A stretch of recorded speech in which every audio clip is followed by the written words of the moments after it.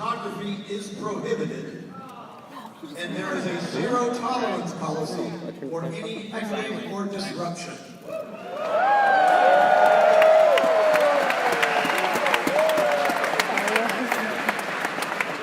Now, please, welcome to the stage, Dr. Jordan Peterson.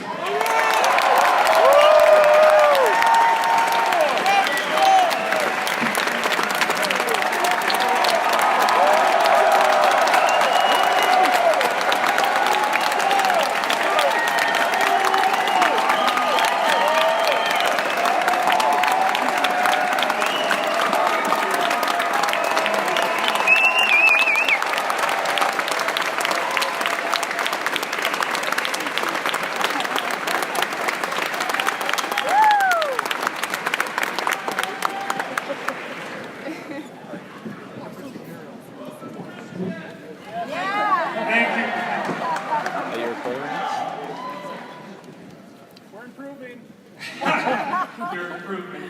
And it's very nice to be here. Thank you very much for the warm welcome. It's much appreciated. It's really something to be here. It's a beautiful old theater. So I'm going to talk to you tonight. I've been suffering from some trepidation with regards to this talk because it's probably the most difficult of talks that I give. So I'm going to inflict that on you tonight. It's a dark talk. And it's based on, I outlined much of the material that I'm going to discuss with you tonight in Rule 6 in 12 Rules for Life, which is put your house in perfect order before you criticize the world. And it's a consequence, that rule and the discussion that surrounds it, is a consequence of a problem that I've been trying to solve for a very long time. And solve means two things. It means to clearly formulate the problem, which is actually the most difficult part of solving the problem. Right? Once you can formulate the problem, it's fairly easy to lay out possibilities, but to clearly formulate the problem is very difficult. That doesn't mean solving it is necessarily easy, but So to solve the problem means to formulate the problem, but also then to have articulated the problem deeply enough so that, in principle, it might go away. You know, if you have an argument with someone in your family, your wife or your husband or a sibling, and there's real conflict around it, if you formulate the conflict properly and you walk through it, then you don't have to have the fight anymore, right? Because you've negotiated a settlement and the problem disappears. And that's actually how you know that you understand something, is that the problem disappears, at least in principle. And so the problem that I want to talk to you about tonight is, I want to make the problem specific. I spent a lot of time thinking about totalitarianism and ideology. And I'm very interested in both of those topics. Interested in ideological possession, but I'm more interested in something that's the most extreme variant of ideological possession, I would say, and that's the proclivity of people to use unbelievably brutal means of enforcing adherence to the ideology. Because ideology in itself is a mystery, why people believe the things that they do. But why they're willing to commit atrocities in the putative service of those ideologies is a much deeper mystery. And one of the stories that really affected me when I was studying what happened in Nazi Germany and in the Gulag camps in the Soviet Union, because those were the two forms of mass atrocity, let's say, that I delved into most deeply, was a story that never really left my imagination. This was a story of something that was inflicted upon the prisoners in Auschwitz during the time of the Nazi concentration camps. And to understand something like that, you kind of have to put yourself there. You know, and that's an uncomfortable thing to do for all sorts of reasons. You can put yourself there as victim, which is actually more comforting in some sense. I mean, it's not that it's comforting, But your option is basically victim or perpetrator, right, in a situation like that. And I think it's easier for people to imagine themselves as victims. Not that that's easy, because it's not. It's a terrible thing to attempt, but it's nowhere near as terrible, generally speaking, as it is to imagine yourself as perpetrator. And you might not be willing to do that, but that's actually a mistake, because unless you're willing to think that the sorts of people who perpetrated the catastrophes of Nazi Germany and the Stalinist Soviet Union and Maoist China, Cambodia, etc., without end, including North Korea, including now Venezuela. This never ends. And that means that the people who do it aren't a different species than you. They're the same people. And I don't really think that we're ever going to be able to stop that sort of thing. Assuming it can be stopped, and that better be the case, without reading those situations as if we're the perpetrators. And that's a terrible thing to do. But I don't think that there's any way out of the situation without understanding that. One of the things I often encourage my students to understand when they're contemplating history and reading history is that they stop reading history like it's something that happened in the past and start reading it like it's an autobiography. Because it's much more effective. You're a historical creature. And when you read about history, you are reading about you. Now, you might not know that because you're not every form of human you could be, right? You're whatever particular form you took right here and now. But you have the potential within you for a multiplicity of beings. I think it was Alexander Pope who said, if I remember correctly, nothing human is foreign to me. And that's a hell of a statement. I mean, on the upside, it's really quite something, because there's obviously been great people, but on the downside, it's really something too. And so to develop a detailed self-understanding is to develop an understanding that enables you to understand your affiliation with the Nazi camp guards. And that's a very unpleasant thing. So the situation with Auschwitz, say, was people were brought there often in cattle cars, often in either freezing weather or in very hot weather, and they were all crammed together in cattle cars, standing mostly, as many people as could possibly be crammed in. And what that meant was many of them died on the way there. They died of heat exhaustion, or they froze to death if they were on the outer sides of the car, or they suffocated, and so it's very difficult to imagine how terrible that must have been. And then, of course, they arrived at the camps, and they were sorted into people from whom some useful labor might conceivably be extracted, or those who were due to a relatively immediate death. And that's all bad enough, for sure. I mean, these people were innocent to begin with, and then they were separated under brutal conditions from their life, and from their past and their present and their future. Absolutely traumatizing. Their families were destroyed. Everything was taken away from them. They were treated as badly as animals are treated when they're treated badly. And they were brought to these camps. And the camps were huge places, right? They were the size of small cities. When you think of camp, you don't think of a city, but really that's what they were.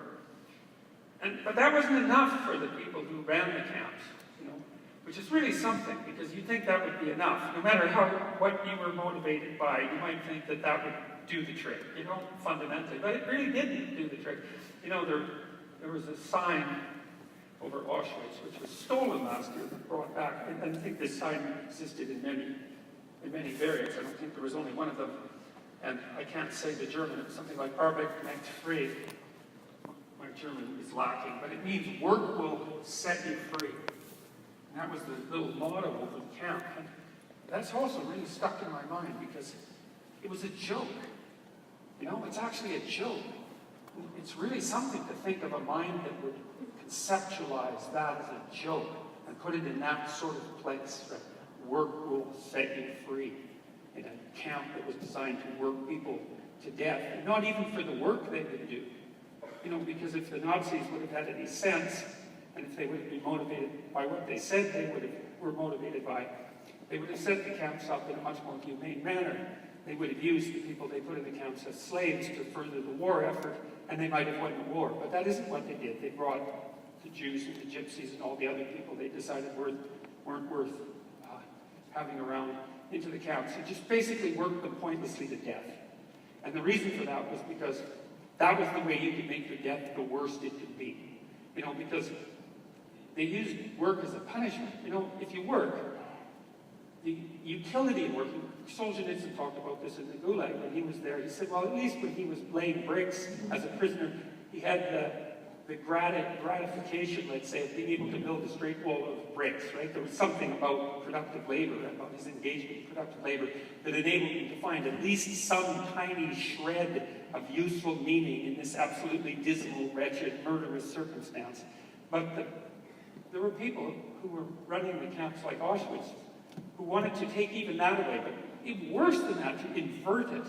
And so one of the things that the camp guards used to do to the new prisoners was to have them pick up wet sacks of wet 100-pound sacks of wet salt, and then carry them on their backs. Now, you remember, I already told you that these people had already been through from one side of the camp to the other. But that wasn't enough either, even though there was no reason to move the salt, and it was only a demonstration of power, but also a demonstration of the absolute subjugation of the prisoners to this, what would you call it, universal human necessity for work. We have to work, right? It's one of the curses God lays on us at the end of the story of Adam and Eve, that people have to toil. And you can find meaning in that, but you can invert it so that it becomes a torture, and you do that by making it pointless, difficult, and obviously pointless. So to carry the wet sack, the sack of wet salt from one side of the compound to another was obviously a parody of work, and that was what the joke referred to, this parody of work. But that wasn't enough either. They had to carry it back, right? You think there's a real artistry in that, right? The same artistry that came up with the joke. There's something about that that's just, it's almost immeasurably dark. And I've been trying to understand that. What is that exactly? And it's not like it's a question that's gone out of vogue, although it's a question that people don't like to ask or answer. You know, in your country, and in mine, we have this spectacle of mass murder, right? It's a competitive game that often young men play, and, you know, I call it a game for good reason, and a competitive game for good reason. The mass murderers, the school shooters, those sorts of people, they keep track of each other. Now, they try to up the ante with each attack. The most egregious attack was probably the one at Sandy Hook, I would say, where the elementary school kids were killed. Because that brings up another level of mystery, right? It's like, why go after the innocent? You see, if you're out for revenge, let's say, well, why not punish the guilty? And the answer to that is because it's more effective to punish the innocent. Because it's more of a violation. It's a greater violation of good, let's say. It's a more evil act. It's a more vengeful act. And, you know, perhaps the most innocent of the innocent might be elementary school children, especially ones that you don't know. And so the killer, the Sandy Hook killer, it's not like he didn't think this through. Right? And that's another thing to consider. You don't get to the point where you do something like that on a whim. Right? It takes months and months and months, or even years of dark fantasizing before you get to that point. And you can go places that are hardly imaginable when you allow yourself to be taken over by the kind of spirit that produces that kind of fantasy. Right? And where you go is a place where you think that bringing a deadly weapon into an elementary school and deliberately targeting innocent children is actually a goal that's reasonable to pursue.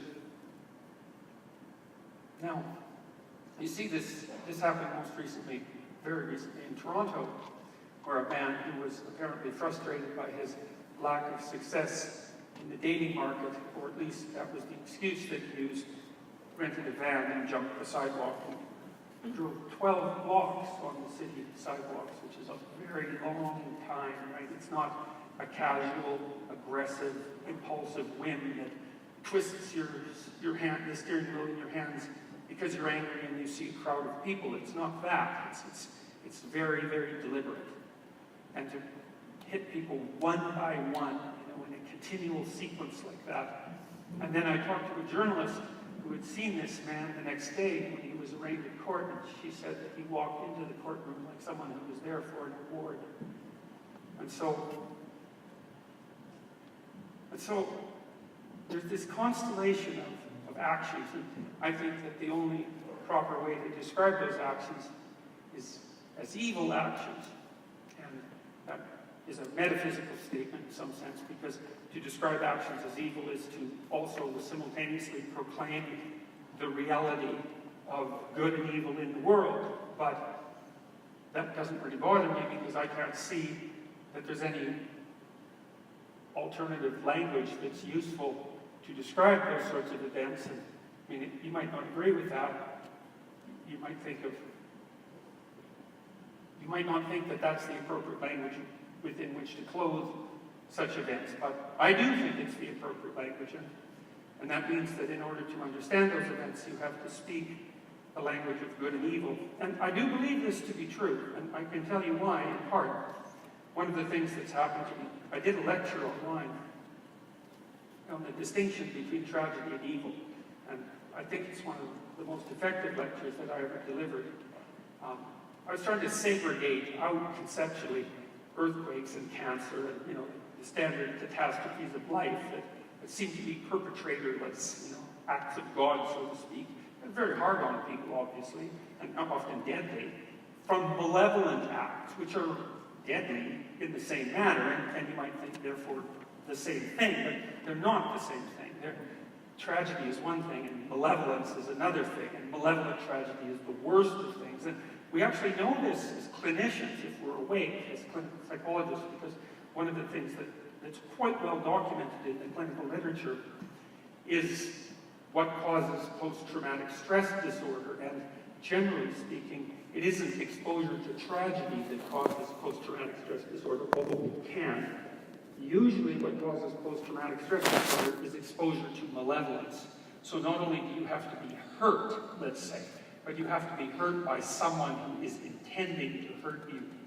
Now, that's one variant. The other variant, and this often happens to soldiers, is they go into battle and they observe themselves doing something that's deeply malevolent, and they never knew that they had the capacity for that. And perhaps there's part of them that even enjoys it, at least in the moment, although they repent bitterly afterwards. And they're fragmented by the consequence. Say people who are perhaps somewhat too naive to make effective soldiers. They observe themselves doing something terrible on the battlefield, and then they're broken, and they cannot be repaired. And I've had many, or it's very difficult for them to be repaired, and I've had many people like that contact me and say that because they've watched, particularly this lecture on the distinction between tragedy and evil, they have been able to recover, at least in part, from the post-traumatic stress disorder.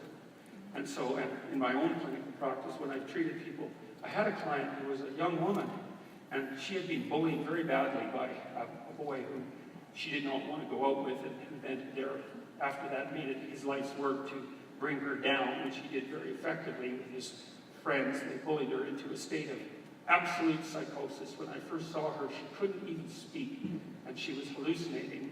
She had auditory and visual hallucinations, and I could barely communicate with her. I spent about 8 months with her, slowly detailing out what had happened, and what had really affected her was the fact that she couldn't understand how anyone could be so cruel as to go out of their way to do nothing but make her life miserable. And that's what broke her, and she was broken. It was really serious. And we had to sit and talk, first of all in fragmentary ways, and then as she recovered in increasingly coherent ways, about good and evil, essentially, about the fact that people can be motivated to pursue nothing but destruction and pain and misery, and to do that consciously and with intent, not accidentally, and as victims of some other process, but knowing full well what they're doing, and doing it because they know what they're doing. And she was a lot more mature, let's say, at the end of that process than she was at the beginning, although she paid a great price for her knowledge, which is typically the case. So I do understand what sort of language is necessary to use to frame these sorts of situations. And I think the language of good and evil is the appropriate language. You aren't treating the topic with sufficient seriousness unless you use the appropriate terminology. And evil to me is something like the generation of harm for the sake of the harm. It's best to think about it as a kind of aesthetic. And you can understand that if you think about the sign that I mentioned, work will set you free. There's an aesthetic to that. Right? It's a dramatic or artistic statement painted in blood, essentially.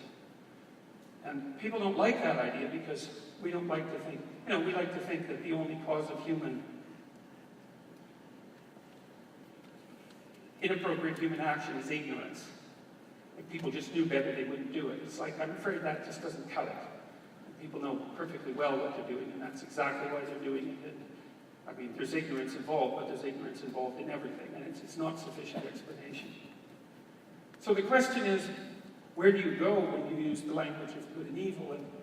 And that's associated with another question, which is something like, what's the proper level of analysis? Because, as I mentioned to begin with, it's very difficult to solve a problem without formulating it properly.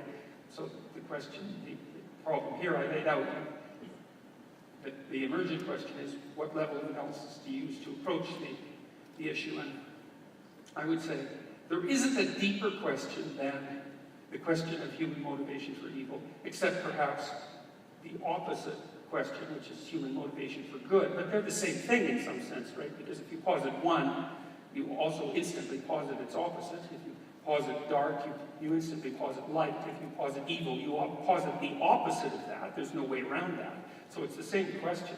And that would be the question, I suppose, of ethical behavior, of morality, something like that. And the question of its nature, the nature of morality in the world. It's a deep question. We could say it's the deepest question. And if it is the deepest question, then it requires formulation at the deepest possible level of analysis. And it's a mystery that requires formulation at the deepest possible level of analysis.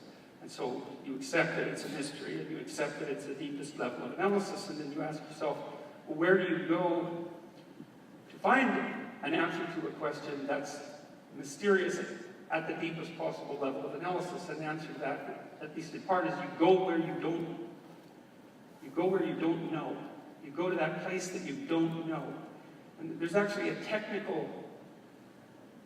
a technical issue in some sense. So one of the things that Carl Jung pointed out, and I think this is well supported by the relevant neuropsychological and neuropsychiatric literature, is that your dreams and your fantasies contain information that you don't yet know.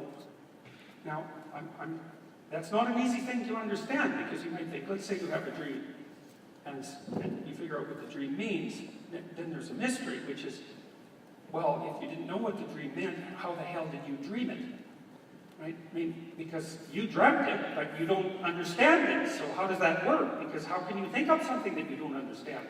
Part of the answer is that you're not exactly a unity. There's parts of you that know things that other parts of you don't know. And there's parts of you that know things in ways that the part of you that talks can't understand. And there's things that you act out that are too complicated for you to represent or to articulate. And so there's lots of things about you that work that you don't understand that are nonetheless informative. You don't know how you breathe. You don't know how your heart works. It's not, or how your heart beats. You don't have voluntary control over that. So it's not that surprising in some sense that your mind could produce contents that transcend your articulate knowledge. Now, Jung's idea was that that's what dreams did. And that what dreams were doing essentially was you have a worldview, and that worldview is only partial, obviously, because what the hell do you know? So, you're limited in your knowledge, and your articulate, and your logical and integrated articulate knowledge is a limited domain. And there's lots of things that exist outside that domain. Those are things you don't understand, or errors that you've made. And you also have to cope with them. You have to start provisionally understanding them, because not only do you have to understand what you understand, you also have to come to understand what you don't yet understand, right? And that's how you learn, and it's not obvious how that happens. And Jung's idea was, this is an elaboration of his idea to some degree, is, well, you learn in part by acting, and then you learn in part by representing that action, and then you learn by analyzing those representations. And I would say Jung is not particularly well regarded, in most cases, by modern, more biologically oriented psychologists and medical practitioners, but that's generally because they don't understand what the hell he was talking about. So, but there is evidence, there's good neuropsychiatric evidence, neuropsychological evidence, that that's actually how your brain functions. So, there's a neuropsychologist named Conan Goldberg, who was a student of another neuropsychologist named Alexander Luria, who was a Russian, probably the greatest neuropsychologist of the 20th century, his student.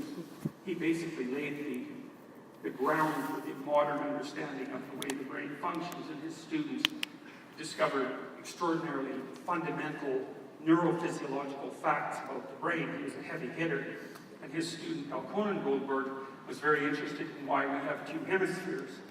It's not obvious why we have two hemispheres. It's as if we have two brains, and there is evidence. There was surgery that was done, not so much anymore, but years ago, when people had intractable epilepsy, they would often cut the two hemispheres down the middle and sever the corpus callosum, which is the band of tissue that unites the upper hemispheres. And what they discovered was that the two hemispheres would then have somewhat independent consciousnesses. And so it's actually the case that in your being, you have two consciousnesses that are somewhat separate, that do communicate, but that each have their various functions.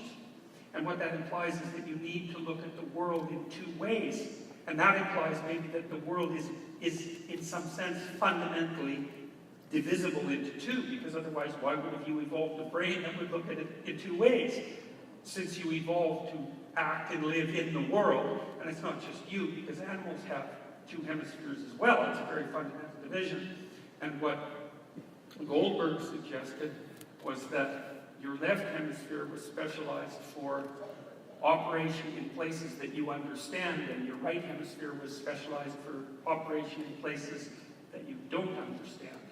And you can think about that, if you want to think about it from a more biological perspective, you could say that you have one system, say, psychological system, that orients you in explored territory, which is where things are familiar and where you can predict what's going to happen and where what you want to happen is happening, because that's the best definition of being comfortable, right?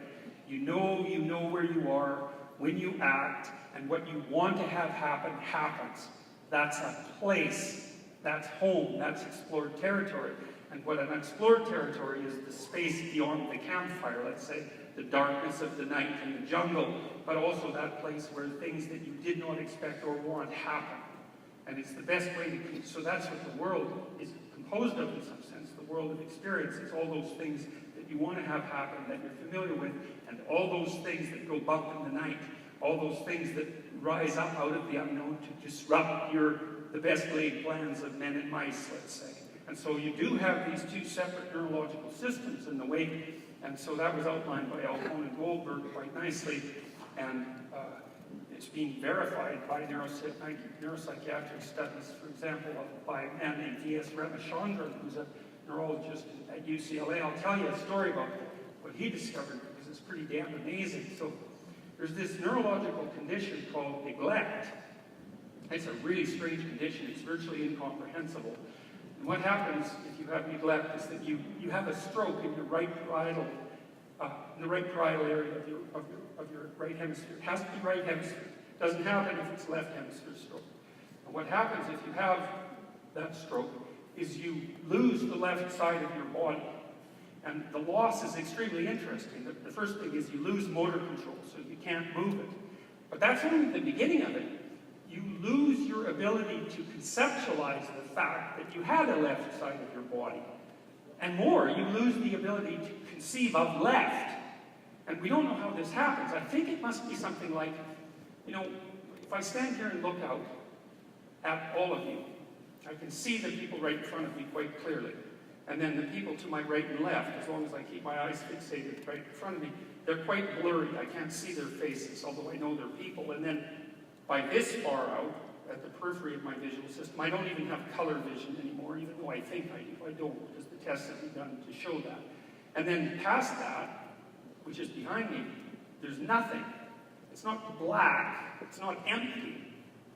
It's just not there. It's not even not there. It just doesn't exist. And what seems to happen to people who have neglect is that moves around to be 3/4 of everything instead of half.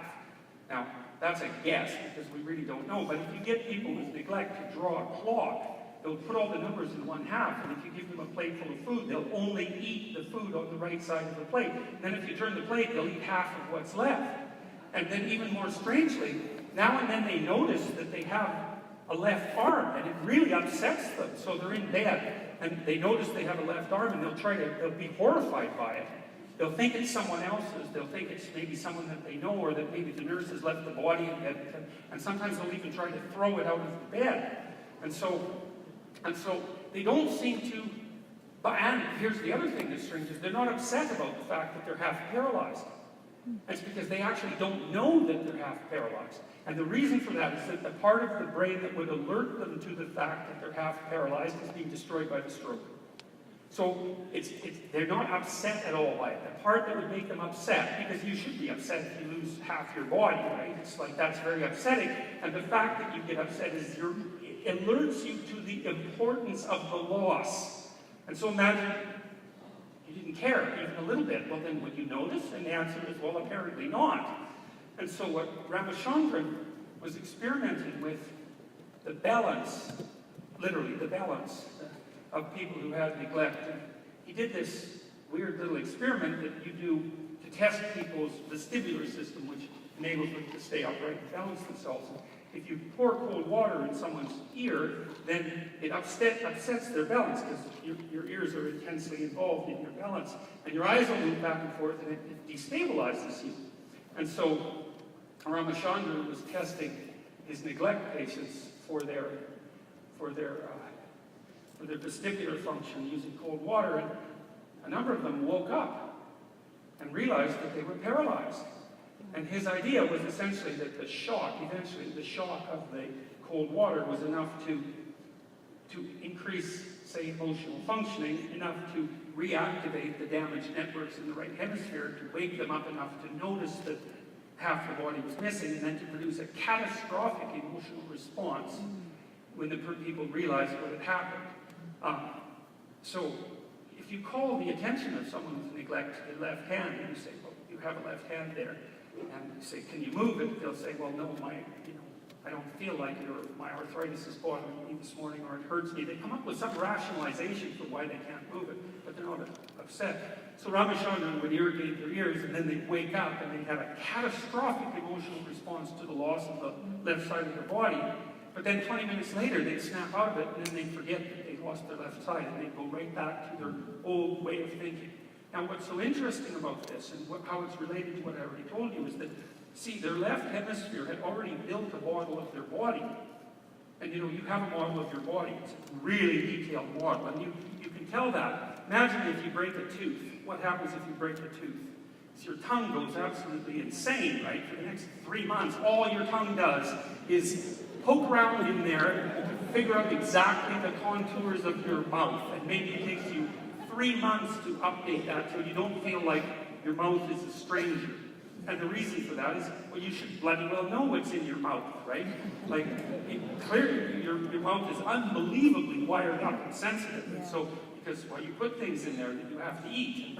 And so, you have to be intelligent about what's you and what isn't, or you chew your tongue. Like, it's very important to have that mapping. But you see, with your experience with having a damaged tooth, you see just how much work it takes to even do a little tiny bit of remapping, right? It's like 3 months of tongue effort to update your model of your mouth.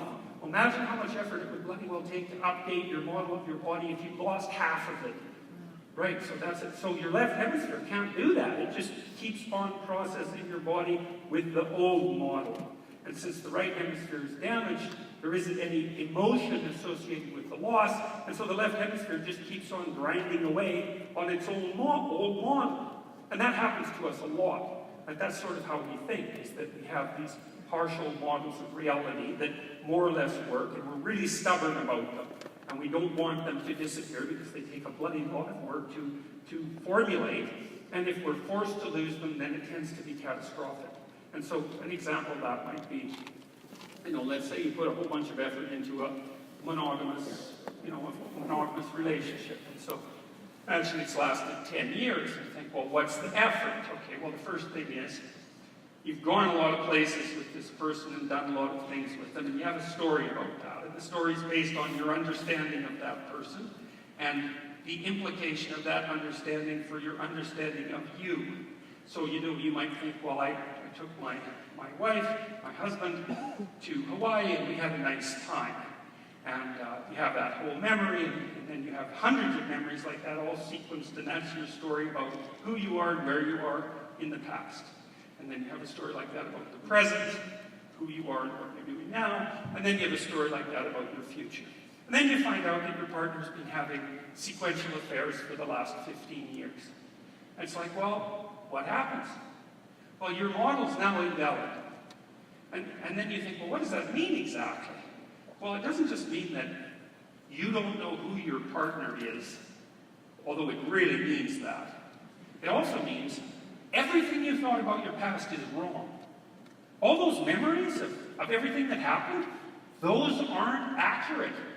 And so when something like that happens, a deep betrayal, this is why Dante put betrayers in the lowest level of hell, by the way, right besides Satan himself, encased in ice, that was the betrayers. It's because it blows out your model of the past and the present and the future. You don't know where you are, you don't know where you were, and you don't know where you're going.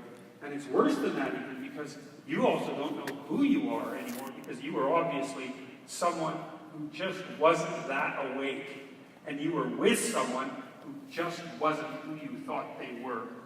And so it's no wonder you'd be resistant to information like that. You know what I mean? It's like, who the hell wants to have a global theory of that magnitude disproved at a blow? It just leaves you wide open and exposed to the world. So you're going to protect your theories as much as you possibly can. You're not going to overthrow them because of some casual disproof. You're going to stick to them. And, psychologists talk about that as confirmation bias, let's say, and think about it as a cognitive error. Bemoan the fact that people are very stubborn about giving up their presuppositions, but it's no bloody wonder, you put a lot of effort into that formulation of the world. It's not just a representation, right? It's the way you live in the world. And so if you give that up, well, then what the hell are you supposed to do? Right? You're supposed to be enraged? Are you supposed to have a fit? Are you supposed to become murderous? Are you supposed to collapse into depression? Are you supposed to be infinitely cynical? Are you supposed to never have another relationship in your life? Are you supposed to have complete contempt for yourself for being so naive and blind? Are you supposed to hate humanity because it contains the capacity for that kind of betrayal? It's like, you don't know. All of those things are true all at once, simultaneously. And that's the little space that you occupy, right? That's the mythical underworld, essentially. That's the place you go when your dreams and hopes die. And everyone goes there from time to time, and lots of people go there and never come out. So what happens what happens in a situation like that? What happens when you're faced by something that you really radically don't understand? Well, partly what happens is you start fantasizing about who your partner was and is. You'd be popping up all sorts of dramatic theories about what they might have really been up to, right? And there's paranoia down that route, and cynicism and bitterness and all of that, but that's your right hemisphere trying to make a new picture of reality. It's generating these fantasies, trying to come up with an account that makes sense of what happened. And that's really the way that we come to cope with radically new information is something like that, except it's even more complicated. And I'm telling you all this because I want to specify how it is. I want to specify why it's necessary to go to the deepest level of analysis and to try to understand what's there. The more mysterious something is, the more you have to use your imagination in some sense to represent it, because you don't know what it is. So you have to fantasize and hypothesize about it. You have to dream about it.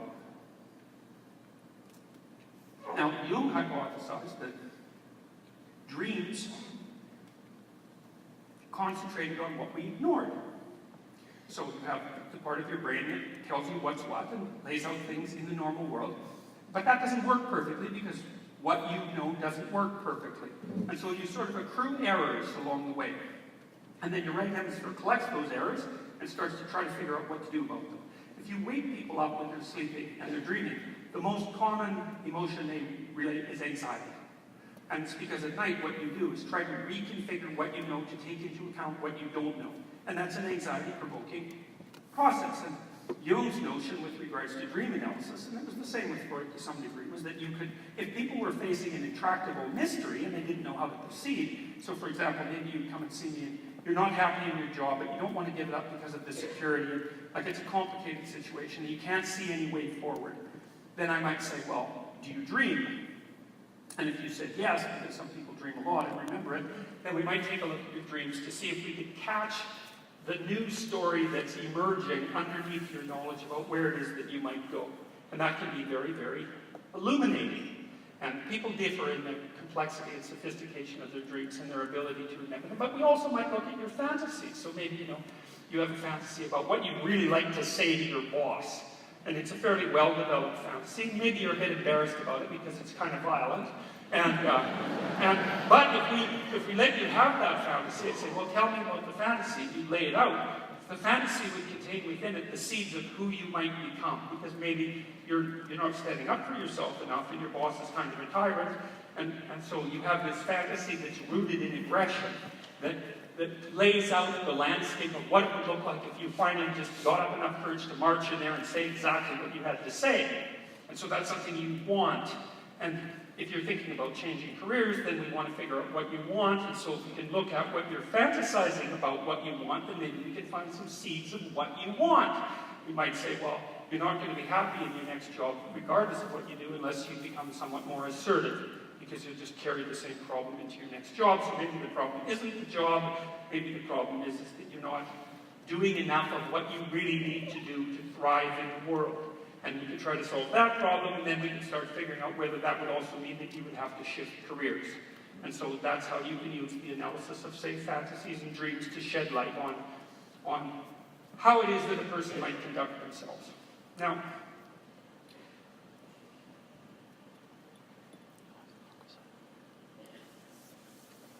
this is where it gets tricky, in case it hasn't got tricky yet.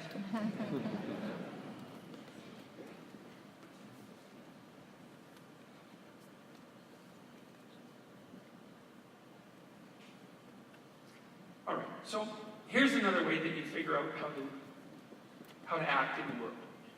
Let's say you're a child, and there's a lot you don't know, almost everything. So how do you handle that? Well, you stay in a simplified environment, right? You don't crawl out onto the street when you're 10 months old. Your parents aren't going to let you do that. They keep you in a bounded environment, and they keep you close to them. And what you do is you act out what you know, which isn't very much. Mostly it's how to put things in your mouth and investigate them, because that's what kids do. And to smile and to interact and to play a little bit. But it's a fragile space of knowledge, and it's easily disrupted. And when it's disrupted, you cry, and that's a signal of the disruption. And then your parents move in with their greater knowledge, and they fix whatever the problem is. And what you do is you watch them, and then you imitate them. It's not like you know what they're up to because you're not sophisticated enough to know what they're up to. No child can give a full account of the behavior of their parents. No parent can give a full account of their own behavior. So you certainly can't expect that from a child. But children obviously grow up to take care of their own children, just like animals grow up to take care of their own offspring, right? Without ever knowing what they're doing exactly. So you learn by imitation. Now what that means is that collectively, we faced things that we didn't understand for a very, very long period of time, and we figured out how to act so that it works. But we don't know the rules that underlie that exactly. We don't know exactly what that means. We've just figured it out. So there's a way of being a good father, let's say. There's a way of being a good mother. And mostly you understand what that is when you fail at it, or when your child accuses you of failing at it. Right? Because it's only in the failure that you realize that you've deviated from whatever the ideal is. Because you're not, who the hell knows what the rules are for being a good father? It's very difficult to detail them. But you know when you've failed. Okay, so you know how to be a good father. And you know that because you imitated your father, and he imitated his father, and he imitated his father, and it's like way back, as far as you can possibly go, that's the rule. We also know that, and here's an example of why. I have a colleague at the University of Toronto who studies maternal behavior in rats. And rats are actually very sophisticated, and they have somewhat of a culture which they pass on through imitative learning. If you take rat pups away from their mother and treat them well enough so that they live, which is not that easy, by the way, because feeding them and giving them enough water and warmth and so forth isn't enough. You also have to attend to them. You have to touch them. You have to play with them or they die. Anyways, if you take rat pups away from their mother, and then you let those rats grow up and have rat pups, and then those rat pups grow up and have rat pups, etc., you find that the maternal behavior is disrupted for 3 generations. So that shows you why you need that imitative continuity in order to keep knowledge that's implicit propagating through a culture. So once it's disrupted, it's very difficult to localize once again. So we've learned how to be good and bad by trial and error over very long periods of time. We've learned how to imitate that from the people that we see who are good and bad. And we've learned how to embody that. And so we carry that along with us in our actions. Now, you actually know this in quite a sophisticated way, even though you can't describe it exactly. So let's say you go to a party, and there's someone there that's annoying. And they're annoying because they tell jokes that aren't funny. And they monopolize the conversation, and they don't pay any attention to anyone else. Like, they're full of micro errors that make them socially intolerable. And so what they are doing is deviating from your implicit ideal, right? That's why they're annoying, obviously, because they're not behaving the way they should behave. And you can tell that because they're annoying. And so what that means is that you have an ideal that you're expecting from other people all the time. And that is the case, because wherever we go, we meet people, and we expect them, hope that they will act out the ideal. And when they don't, we notice. But that doesn't mean we can say what it is, because, you know, you might go home with your partner and say, why was that person so annoying? And then you guess a bunch at it, right? But it's hard to specify, because you don't know the ideal, and you don't know exactly what rules to break, and it's very difficult to make this articulated. But you do have the ideal in mind. Okay, so what that means is that we can act out and conceptualize an ideal before we can describe in words what that ideal is. Now, this developmental psychologist named Jean Piaget studied kids learning how to play games. And that doesn't necessarily sound very important. They're just games. They're just for fun. But it's really important because a game is actually a microcosm of the world, which is why people like games. Play Monopoly, for example. It's a microcosm of no-holds-barred capitalism, let's say. And you can learn quite a bit from people, about people, by playing Monopoly with them, because even though it's fictional, and the goal isn't real, people adopt the goal as if it's real, and then they start to manifest the emotions that would be relevant in the real pursuit. And so that you can see if they're fun to play with. And if they're fun to play with, then they don't get all high and mighty about winning. They attribute some of it to luck. They detach themselves from it a little bit so that it stays fun. They remember that it's a game. Like, they're doing all sorts of sophisticated things if they're fun to play with. And by testing out whether they're fun to play with, you're testing out how well they match the implicit ideal that you hold. And so that's what kids are doing when they play games with their friends, too. It's more complicated than that, because they also invent the games, especially if they're pretending. So let's say 3 kids get together and they decide they're going to play house, which is a common kids pretend game, and the first thing they do is have a little negotiation. So they're like little screenwriters. They say, well, you be the mom and you be the dad, and you can be the cat. And then if everyone wants to play that role, But that's the first thing. All the kids have to want to play voluntarily, or it's not a good game. So that's a good thing to keep in mind.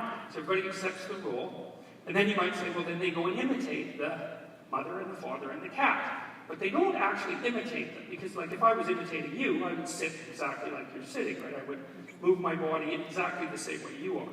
But if I was caricaturing you, let's say I got to know you a little bit, then I could kind of adopt the spirit of your voice and your mannerisms, whatever they are. I could extract out from you a pattern that characterized you, and then I could embody that pattern. That's a lot more sophisticated than just imitation. And that's what kids are trying to do when they play house.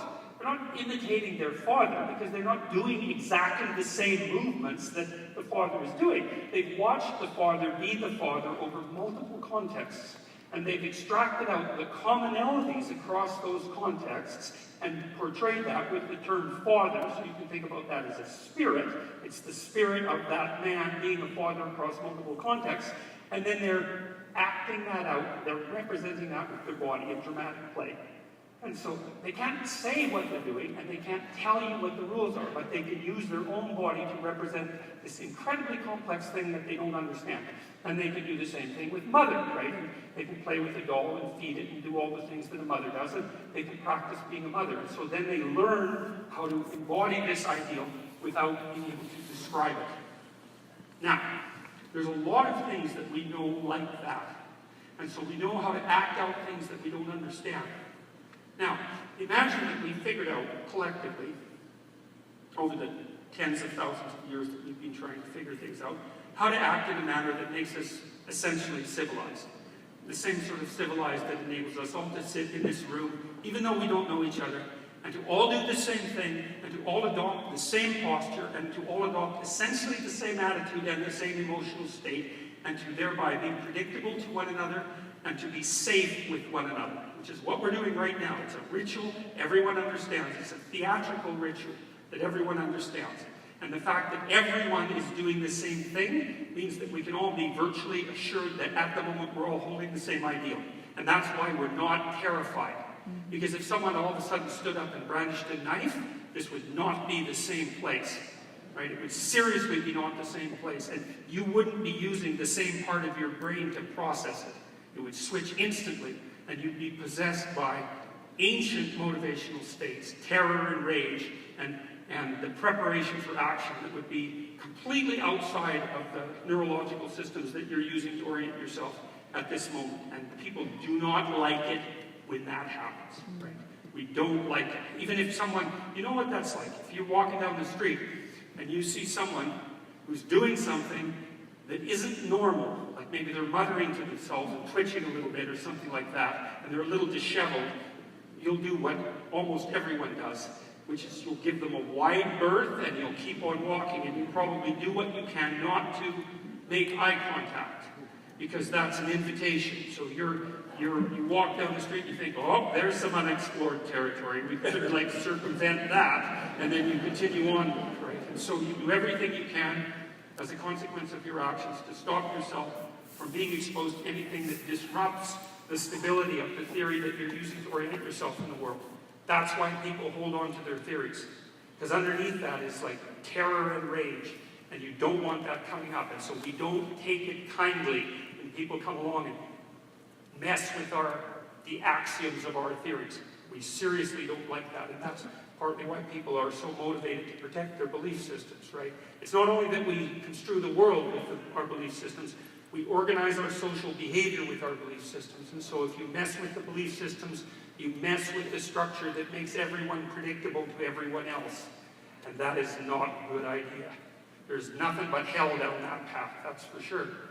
All right, so now, we've learned how to act out this pattern that makes us acceptable and desirable to other people. And we're constantly reminding each other how to do that. Because like if you go to a party, you're going to want people, well, who knows what you're going to want, but if you're the typical person, the typical reasonably well-socialized person, you're going to want people to like you more than they dislike you, and you're going to want them to pay some attention to you, and you're going to want to engage people in interesting conversation, and maybe you're going to want people to appreciate you, and you want to have a good time, and to have a good time at the party means to act in a certain way that elicits a certain set of responses from other people.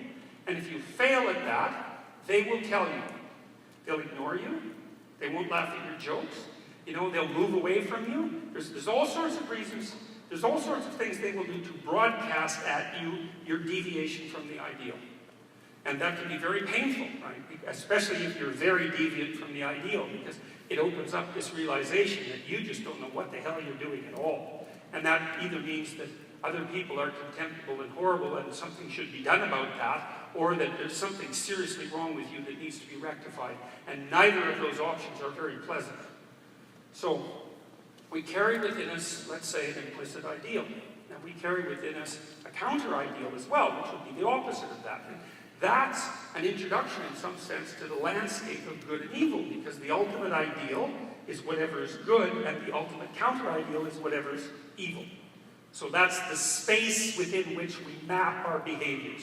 And we can't help but map out that space, because it constitutes the most extreme version of the structure that we use to evaluate everything everyone else does and everything we do. We also know that that's the case, because when you go to a movie, even though you don't know that you know that it's the case, you go to a movie, let's say it's an action movie, or it doesn't matter, it could be a romance. Maybe those are the two basic categories of movies. An action movie has a hero. The hero is either good or partially good. Like a complex hero would be good, but in kind of a flawed and interesting way, right?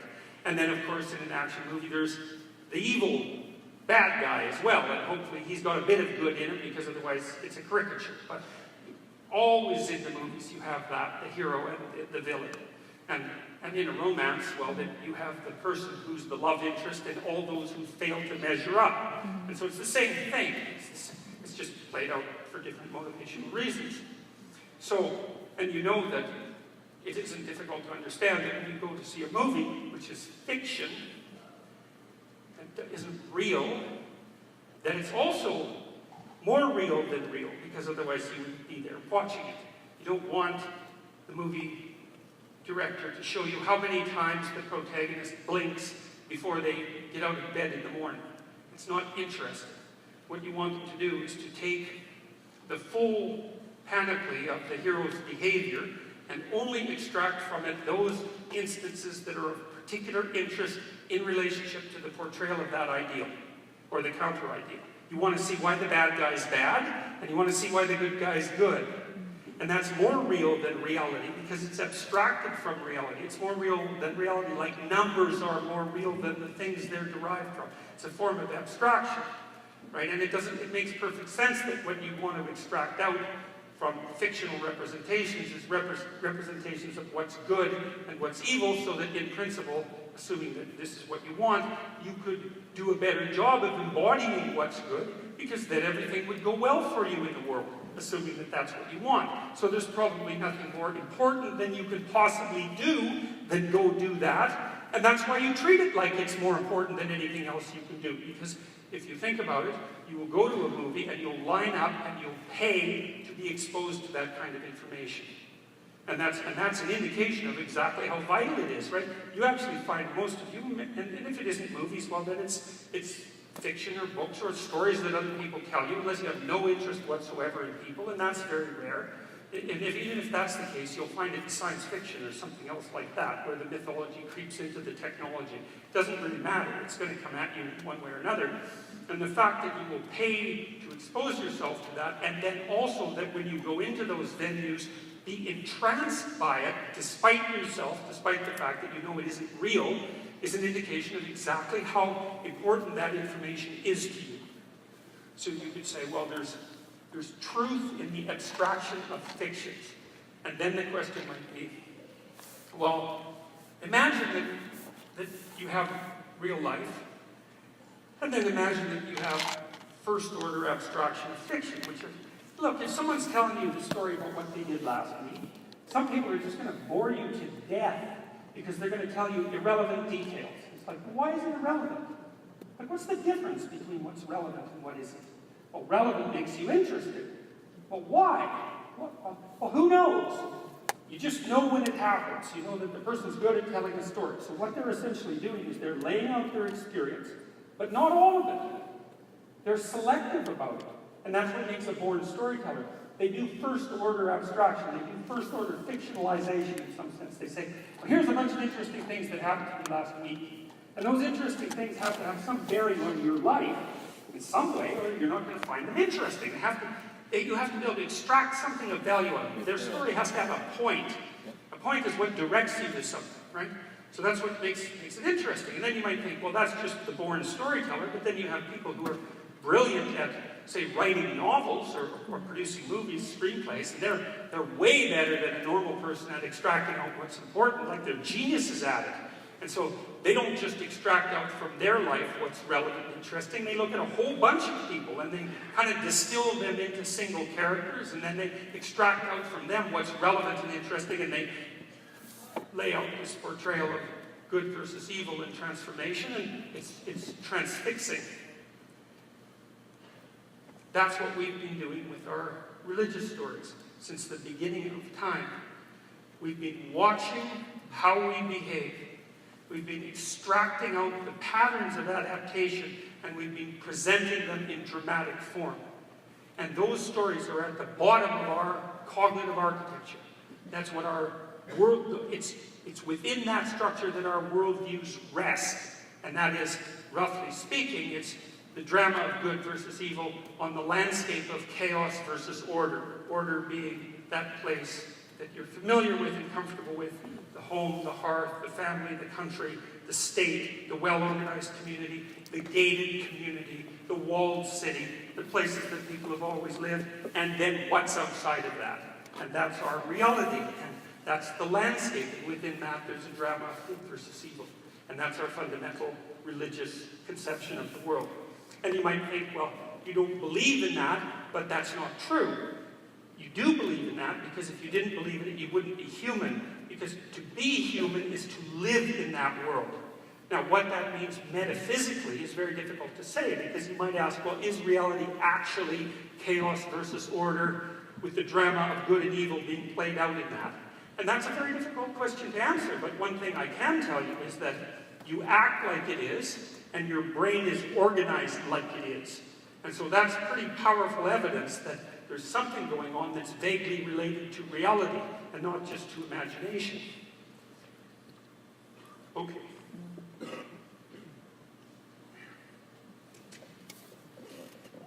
Now I'm going to tell you a sequence of very old stories.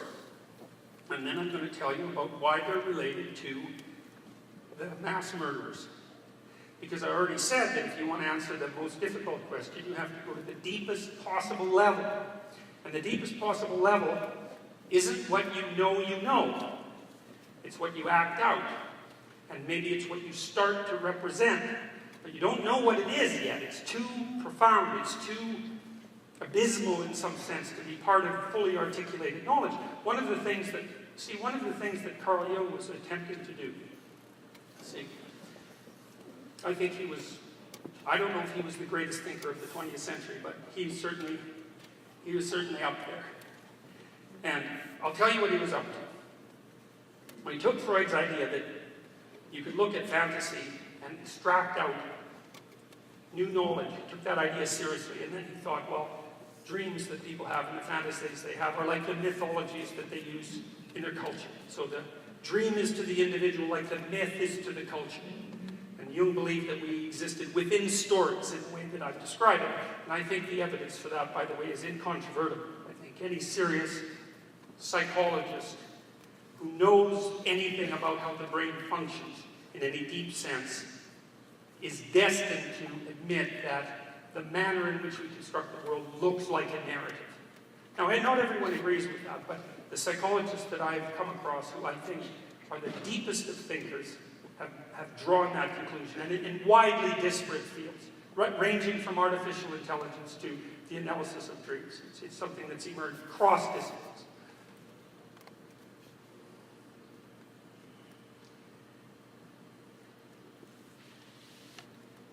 So here's what Jung was up to. The first thing he posited was what I just told you about his extension of Freud's vision of dreams.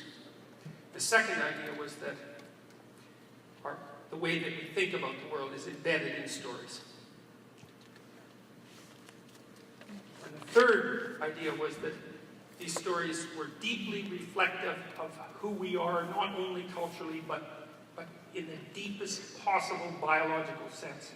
It wasn't merely arbitrary sociocultural construction. And I also think the evidence for that is overwhelming and crystal clear. First of all, our fundamental biology is very much like that of the fundamental biology of animals, mammals, social mammals. The drugs that work on us, the drugs that work psychologically on us have very similar effects on animals like rats, for example. We share a biological history with animals, and to think about us as somehow divorced from our biological fundamental is illusory.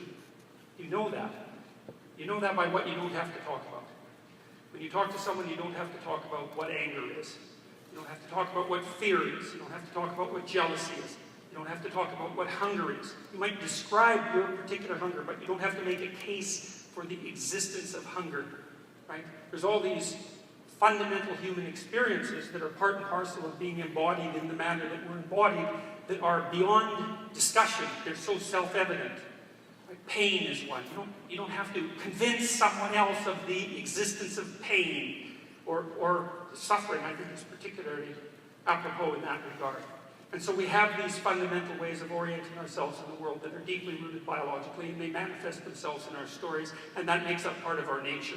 And we have to figure out how to cope with those fundamental realities of life, and the way we do that is by learning to act in particular ways in the world, in very constrained ways, which I'll discuss in a moment.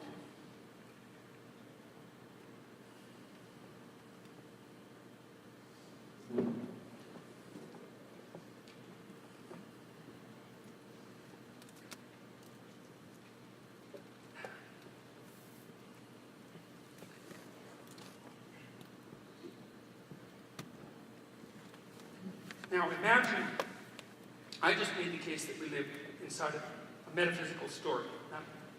And then that's a kind of reality. Now what seems to have happened to us is that over the last 500 years, something like that, we've invented a new way of looking at the world. That's a materialistic view, a scientific view. And that isn't exactly the view of story. It's different than that. It's a new technology. And the problem seems to be that the emergence of that worldview, which has made us wealthy and technologically powerful, seems at odds in some fundamental way with the metaphysics of our basic story.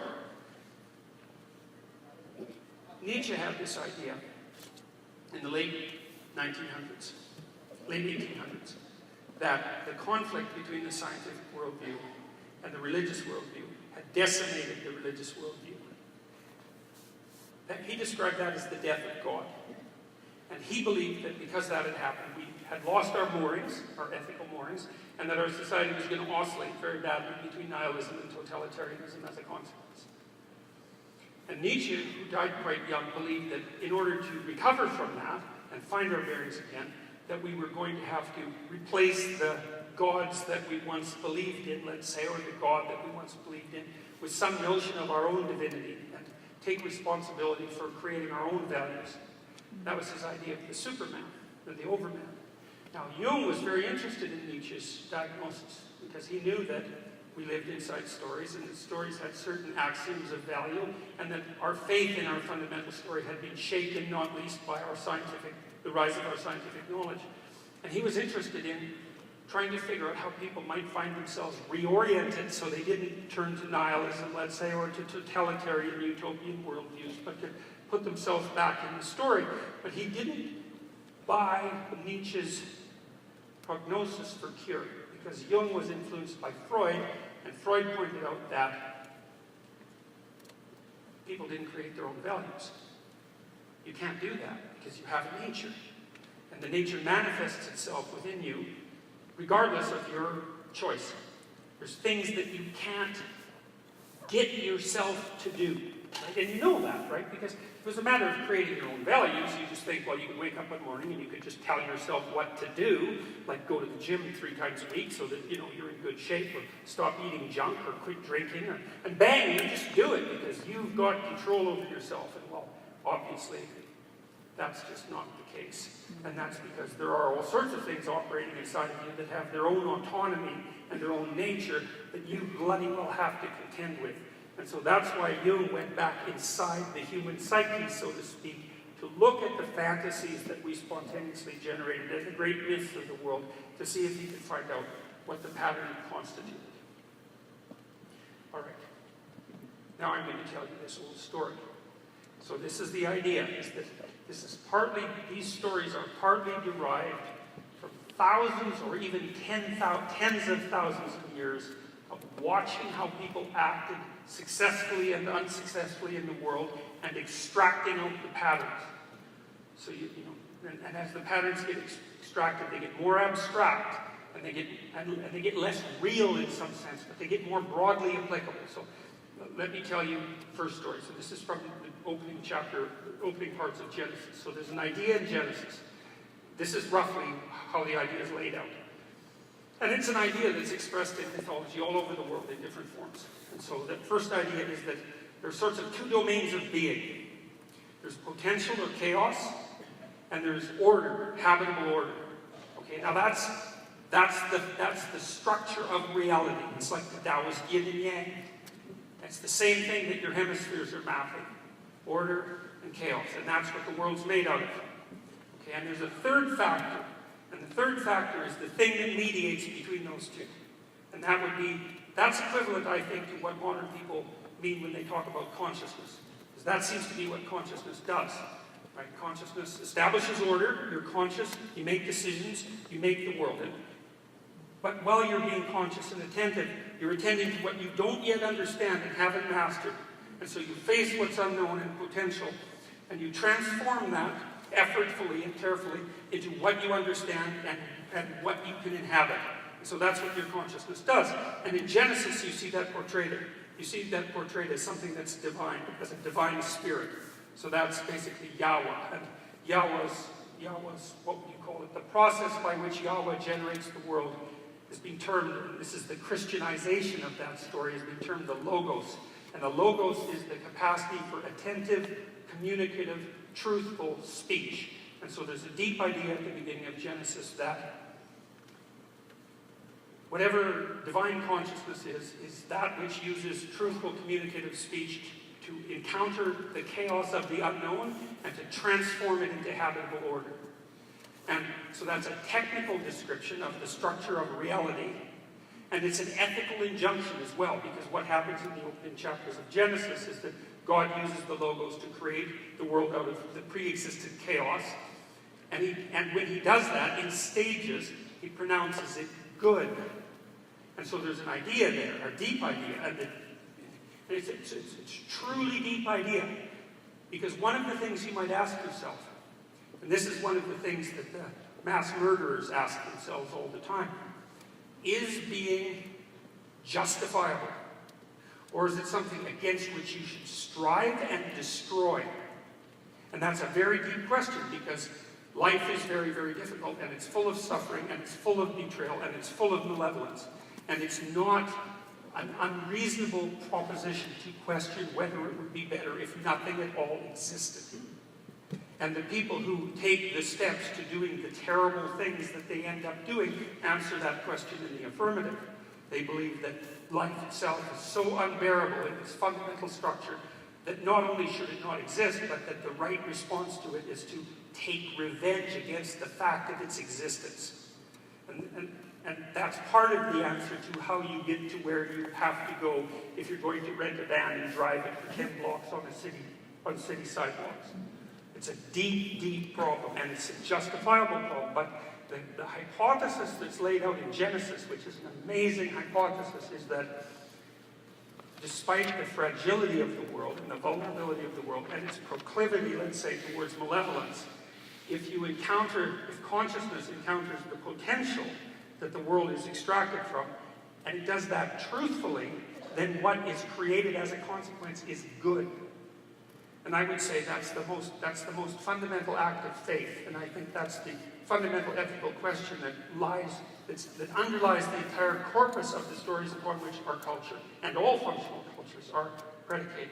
The question is, are you willing to act out the proposition that being is good if you abide by the truth.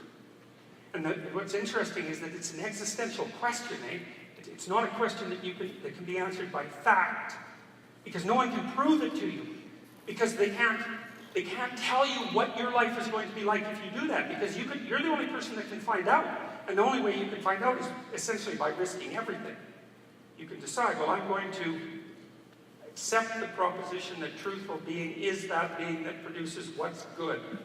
And then I'm going to abide by that. But then strange things will happen to you, because it isn't necessarily the case that if you attempt to abide by your own truth, that everything that happens to you every second is going to be demonstrative proof that that's the right pathway.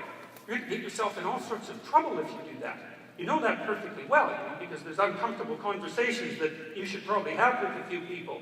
And if you have those uncomfortable conversations, it's not like it's just going to be roses and sunshine while you're having the discussion. Quite the contrary. The truth is a very disruptive force, especially if people are living inside an illusion. And so it's a statement, it's a metaphysical statement of faith. Now, the story progresses. So God lays out the world. But it's not the material world, it's the world that I just described. It's the world of chaos and order and good and evil. The book of Job. And the story, there's two creation stories in Genesis, and they actually come from slightly different traditions. And the people who put the books together they were probably from different tribes. And when the tribes came together, they had to integrate the stories, because otherwise the tribes would fight. And the Bible is actually a consequence of the integration of tribal stories across thousands of years. And they're not integrated perfectly, which is why there are conceptual contradictions in the Bible. It doesn't matter, because the pattern remains constant across the conceptual paradoxes. The second creation story, which is the story of Adam and Eve, is actually older than the first one, but it was placed by whoever edited the Bible second, because that was a way of making the narrative somewhat more coherent. What happens in the second story is this. God has already created the cosmos, let's say. Now he makes the habitable place for human beings, and that's a garden. So that's paradise. That's paradisa, means walled garden, or Eden, which means well-watered space. And so the idea is that the proper environment for a human being is a walled enclosure that's well-watered. And there's a mythological idea underneath that, because, well, what's a garden? A garden is nature and culture together in proper union, right? Because obviously the nature is the plants and the growth, and the culture is the tending that it takes to make that the proper place for a human being to live. So there's a chaos-order echo there. Chaos being nature and order being culture. That's the proper environment for human beings. It has to be walled because, well, you have to live in a walled environment, right? Your house, your rooms have walls, your houses have walls, your cities are bounded, your states have boundaries, your countries have borders. It's walls within walls within walls. And you need that partly because there isn't that much of you, and you have to wall out a tremendous amount of complexity in order to survive. And so that's the garden. And God puts men and women in there. And he says to them, you can do whatever you want in the garden, but there's a tree in the middle of the garden, and it has the fruit of the knowledge of good and evil on it, and you're not to touch that. And so that's a very curious thing. The first curious question is, why put the damn tree in there to begin with? And the second is, what the hell did God expect when he told people not to mess with that tree? Because the first thing that would happen if you told people not to do that is that's exactly what they would do, because that's exactly what we're like. So Eve is tempted by the snake, and she eats the apple. And that raises other mysteries. One of the mysteries is, what's up with the snake? And why did God put that in the garden? But here's the answer to that as far as I can tell. It's a very complicated answer, unfortunately. This is a very complicated topic. There's no way of walling out everything, ever. Right? So let's say you do everything you possibly can to make a safe and secure environment for your children. But what are you going to do about the internet and pornography? Exactly. Are you going to forbid them to use the internet? Well, that's one way of getting rid of a whole set of snakes. But you know what kind of tyrant you're going to have to be in order to manage that? What are you going to do? You chain them in the basement? Well, then you just replaced the internet snake with the tyrant snake. You haven't got rid of the snake. There's no getting rid of the snake. That's the thing about the biblical story, is that if you're going to make a walled garden, you're going to put a snake in it, and there's no way around that. And that's merely to say that something unexpected always exists, no matter how well protected the surroundings. And so then the question is, well, what happens when you interact with the snake?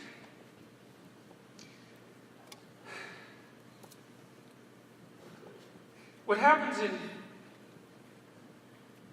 in the story of Adam and Eve is that when they're first created, they kind of seem unconscious, Adam and Eve. They're not really awake.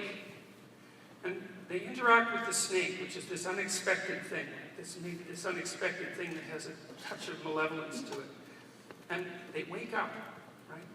Because the story says that after the serpent tells Eve that if she eats this particular fruit, that she'll be wise like gods. And so she eats it, and her eyes open up. The scales fall from her eyes. That's a mythological idea that's associated with enlightenment or illumination or vision. Right? Because to have the scales fall from your eyes is to see something that you haven't seen before. And what Eve sees, right immediately, is that she's naked. So what does that mean? Well, first of all, you might notice that you're all clothed. Right? And human beings have been wearing clothes for a very long period of time. It's tens of thousands of years. You can actually track the evolution of lice and clothing. You can track the evolution of clothing by tracking the genetic structure of human lice, because lice have evolved to cling to clothing. And you can tell how far back they evolved that ability, and so you can derive from that an indication of when people first started to wear clothes. So it's been long enough so that lice have evolved to adapt to it. So it's a long time. And why do we wear clothes? Eve wakes up, then she wakes Adam up, and she notices that she's naked. Okay, now think about human beings.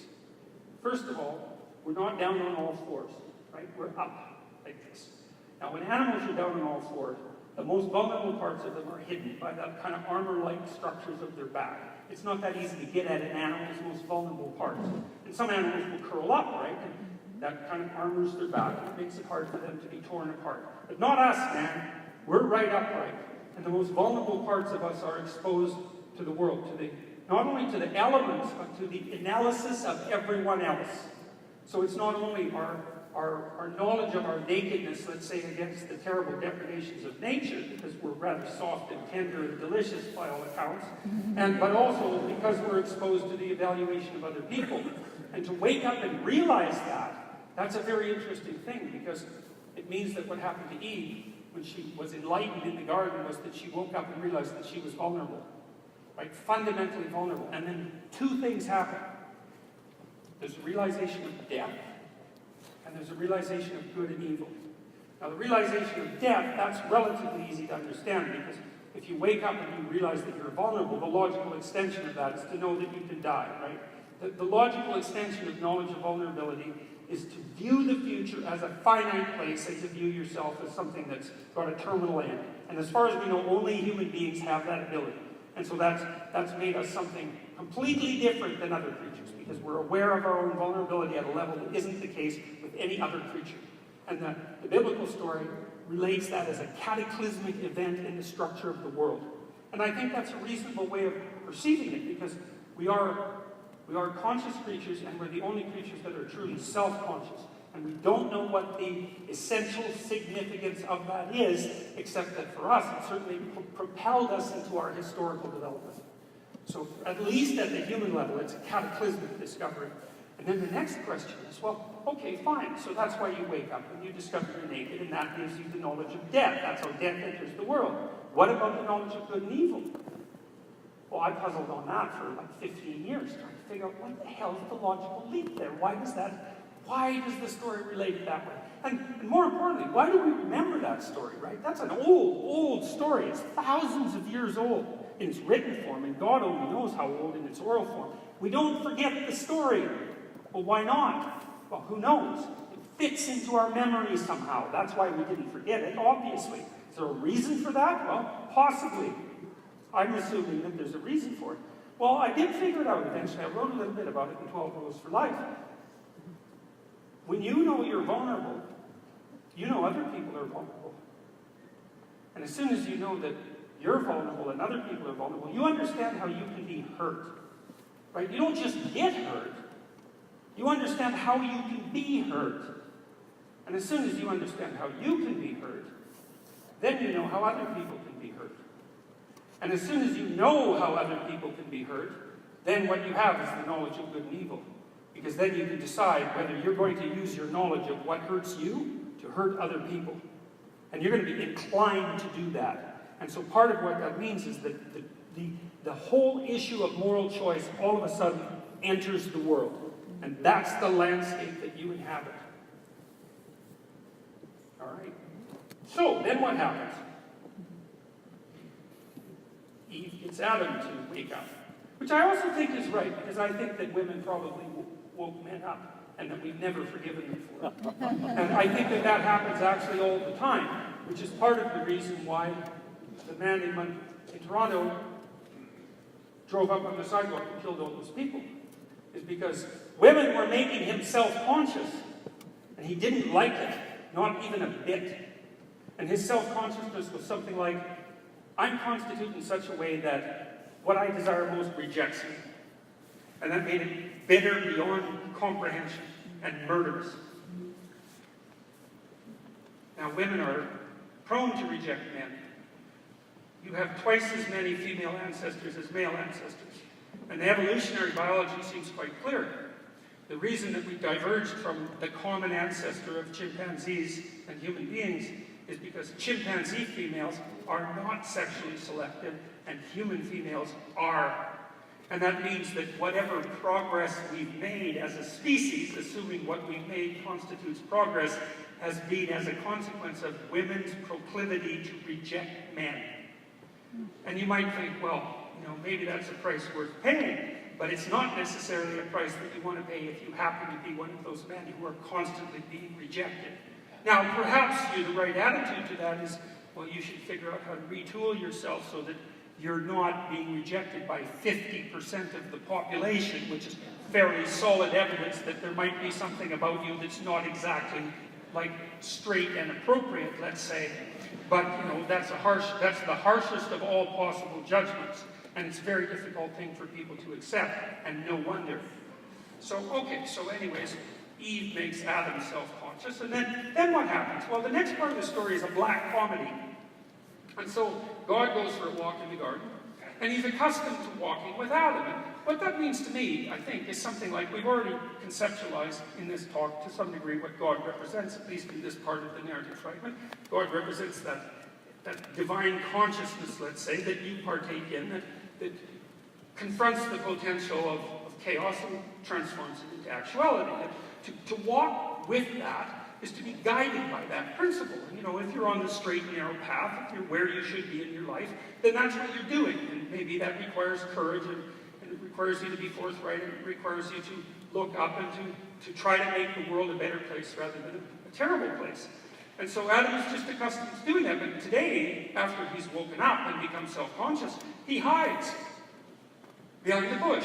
And that's partly why it's comical, because you can't hide from God behind a bush.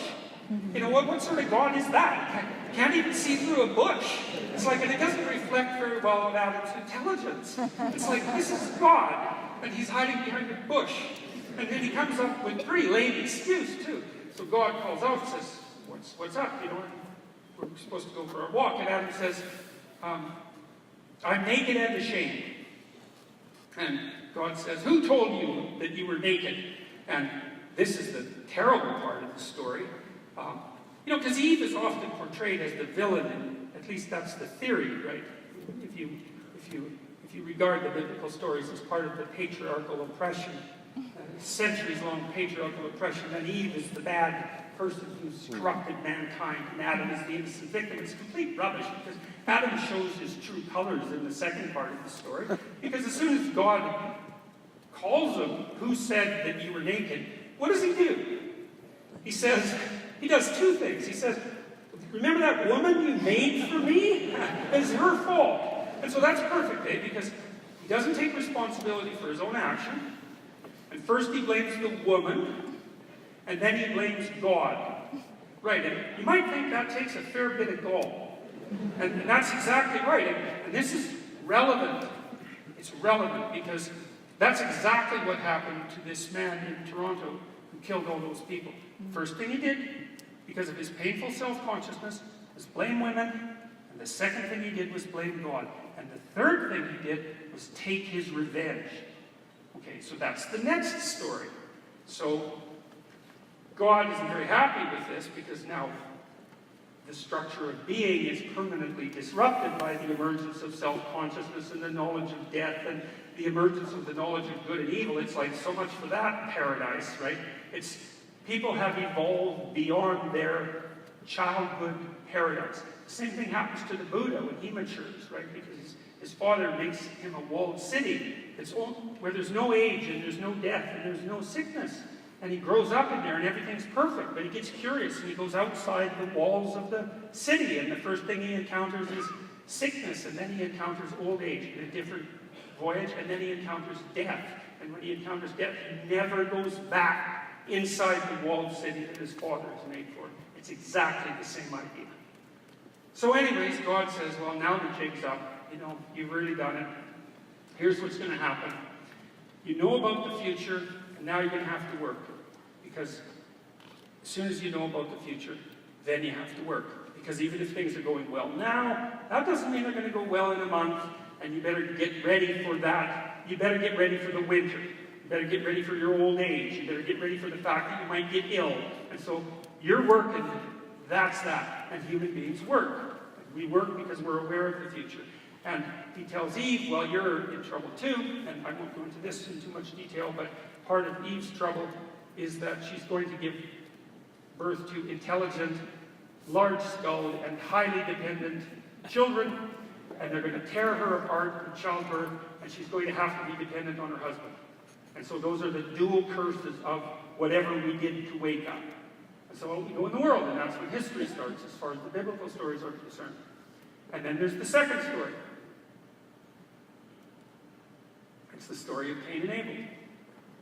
And it's a very short story. It's only about a paragraph long. It's like 10 sentences. It's got to be the richest 10 sentences ever written, I think.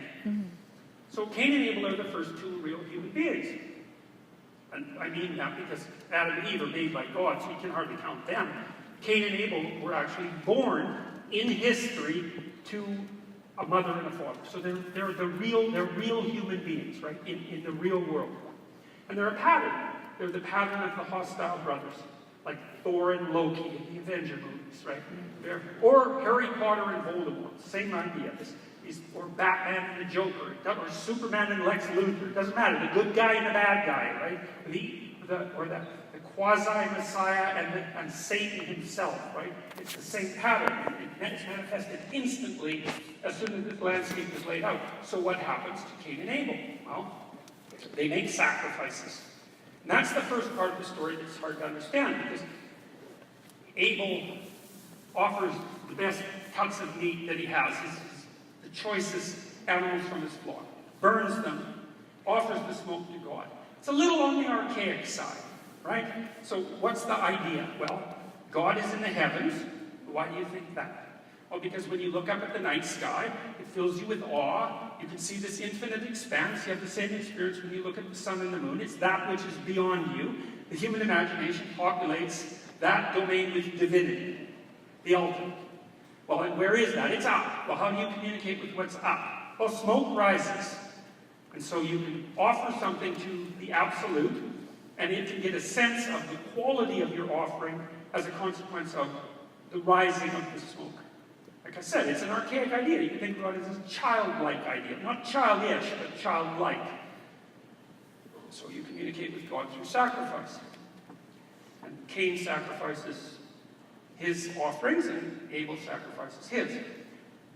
But then, because we're taking these stories seriously, we think, okay, well, what's going on here exactly? Well, here's what's going on, and this is outlined in 12 Rules for Life as well. This also took me about 20 years to figure out. What about this idea of sacrifice? What the hell's behind that? Because it's a human universal, right? You find sacrificial motifs everywhere around the world. Well, you can think it through if you think about how people use the word sacrifice. In modern times, I teach my students at the University of Toronto.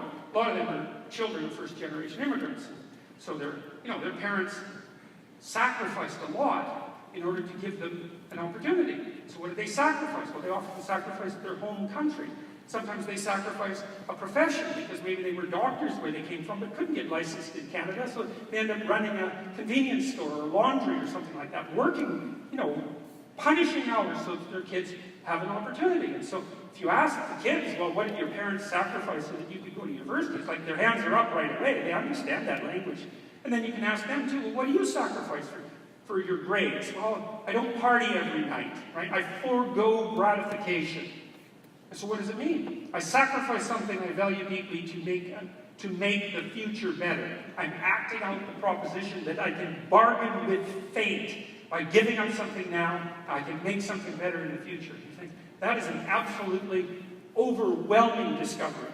That's what human beings discovered, is that it is so strange because it works. You can give up things that you value in the present, and it does pay off in the future. Now that's partly because you're bargaining with future people, but I'm not going to get into that. You can read more about that in 12 Rules for Life if you want. The point is that it wasn't archaic as the ritual was. See, people were acting out something they didn't understand. They watched how people that were successful, and they watched how people who weren't successful, and they extracted out this idea that the people who were successful were doing something that made them successful, and it was like sacrifice. And so they ritualized sacrifice, attempting to understand what it was, and eventually that became a psychological concept, which was, well, you can give, you do that when you renew yourself at the New Year's festival, by the way, which is an unbelievably old idea. You give up your pathological past self, and you make some, what do you call those? Resolutions about how you can be a better you in the future, and that's a sacrificial act. And it's based on a very old ritual that has its roots at least in Mesopotamia, at least 5,000 years ago, where the king had to do that every New Year so that he could be a good king for the upcoming year. Which you can also read about that in Maps and Meaning if you want to read about that, because it's pretty interesting. Anyways, the whole idea is that this whole sacrifice thing, this actually works.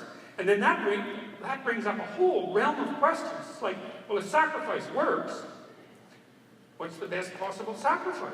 Right? Because that's obviously, when you've figured out that it works, you want to figure out what would optimize it, and part of it is you have to sacrifice that which you love. And that's partly acted out later when Abraham is called on to sacrifice Isaac. It's the emergence of that idea. Maybe what you love most is a person you love the most. And you think, well, does that mean you should offer your son up to God? Depends on what you mean when you ask the question, because the answer to that question is actually yes. And in fact, that's exactly what you do if you're an ideal parent, because you want your son and your daughter to be as good as they can possibly be, let's say, at making the sacrifices that are necessary in order to carry them through life. So even though the idea, again, is barbaric and archaic in its ritual form, there's seeds in that are of incalculable brilliance. In any case, God's happy with Abel's sacrifices, and he's not happy with Cain's sacrifices. And there's reality, and it's not exactly obvious why in the story. It's kind of vague. Not exactly, there's hints, but it's vague. And that's good, because you know what life is like. You're doing everything you can to set yourself right and to put the world in order around you, and it isn't working. Your sacrifices are being rejected. Well, what's the consequence of that? Well, if you're not trying and you fail, well, it sucks, because it's not very exciting not to try, and who the hell wants to fail? But at least you're not being punished for your best efforts. But if you make your sacrifices and they're rejected, then what's the right attitude towards that? Well, Cain's attitude is to get bitter. He gets bitter because Abel is making these sacrifices, works like mad. God is thrilled about Abel. He's popular with the women. His flocks increase. Everybody likes him. And worse, he's the sort of guy who deserves it. And that's super annoying, right? Because there's nothing more annoying than coming to meet someone who's hyper-successful and then also realizing that they deserve it. You think the person would have the good graces to be contemptible so you wouldn't have to be envious about the fact that everything is going well for them. But often that doesn't work out. So Cain is enraged by this, by his continual failure. And he's outraged at Abel because Abel's success is casting his failure in even a more dim light. And he's brooding about the injustice in the world. And so he decides to call out God. Because Adam did it, why not Cain? And so he has a little chat with God and says something along the lines. I've read a lot of different translations of this interchange to get to what was at the bottom of it. It's quite complicated. But basically what happens is Cain calls out God, the creator of reality. He says something like, what the hell is up here? I'm breaking myself in half, trying to have a half-decent life, and everything I do just turns to ash. And then there's my brother who doesn't seem to be making sacrifices that are any more heartfelt than me, and he's a spectacular success. It's like, what the hell's going on? What kind of crazy planet is this anyways that you created where this sort of thing is so liable to happen? And you might first of all notice that the probability that you've thought that way in your life from time to time is 100%. In fact, I suspect that there's a substantial number of you in the room who think like that almost all the time. And it's extraordinarily tempting because when things fall apart for you, which they do from time to time, it's like, well, who doesn't want to go outside and shake his fist at the sky and rail against the horror of blind fate? Right? The question arises, like, how can the world be constituted in such an unjust manner? And who's to blame? You might say, well, I don't believe in God. Again, it's irrelevant. It doesn't matter from the psychological perspective. It happens anyways. You act it out anyways. Also, God listens, but he's not, taking responsibility because he thinks it's Cain's fault. And so this is what he tells Cain, essentially. He says, it's a very interesting use of language. He says, sin, by the way, that word means to draw your arrow back and to miss the target. It's a very particular kind of word. It means to miss what you're aiming at, or perhaps not aim at all.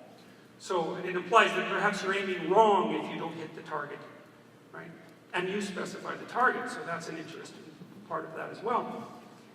He says to Cain, sin crouches at your door like a predatory, sexually aroused cat. And you've invited it into your life. You've opened the door to it. And you've voluntarily had your way with it. And he means that in a sexual manner. Sort of like the old idea that a vampire can't come into your house unless you invite it in. So first of all, he tells Cain, don't be so sure that it's the structure of reality that's at fault here. Maybe it's something that you're either doing or not doing. And he accuses him directly. He says, not only are you not doing it, you're also doing it. There's something there that's lurking, that's not good. And you've asked it to come in. And not only have you asked it to come in, you've mated with it in a creative manner. And you've given birth to something horrible as a consequence. And you know it. And so that's what happens when you mess with God. You find out things that you don't want to find out. And so Cain was not very happy when he started this discussion.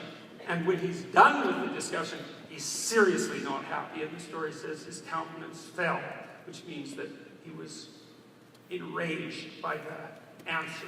And no wonder, because he's got the problem that he had before, which is that everything's going to hell around him, and his brother is thriving. Plus, God himself has told him that it's completely his fault. And that he knows he's doing it, and that he chose to do it.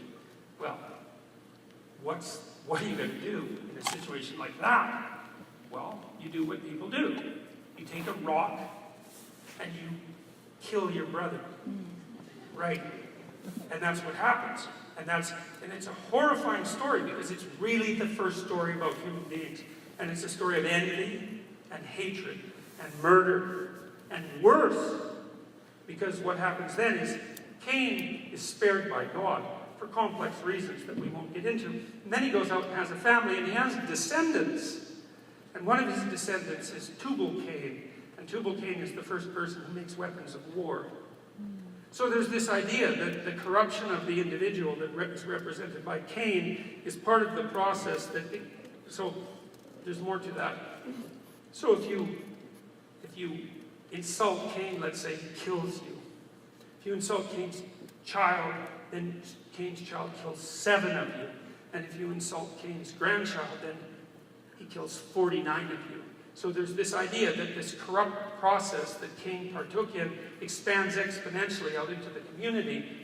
Cain's eventual descendant is Tubal-Cain, who makes weapons of war. Right? So there's this direct line in the story between the appalling, vengeful nature of Cain and his jealousy and spite and refusal to take responsibility for the consequences of his actions and inactions, murder and genocide. And it's all in like one paragraph. It's absolutely overwhelming. And the next story is the flood.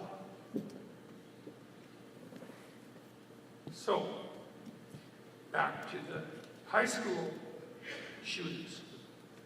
They're just acting out exactly the same old story. It's the same thing, over and over. That's why these stories are archetypal. That's why we can never forget them. It's because they always happen. And hopefully we can come to understand them, and understanding them have some possibility of avoiding the worst of the catastrophes.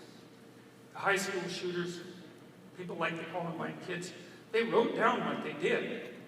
You know, as far as they were concerned, they were rejected, at least in part. And, you know, people make much of that and say, well, the poor kids were bullied and that's why they took revenge. It's like, first of all, they weren't exactly kids.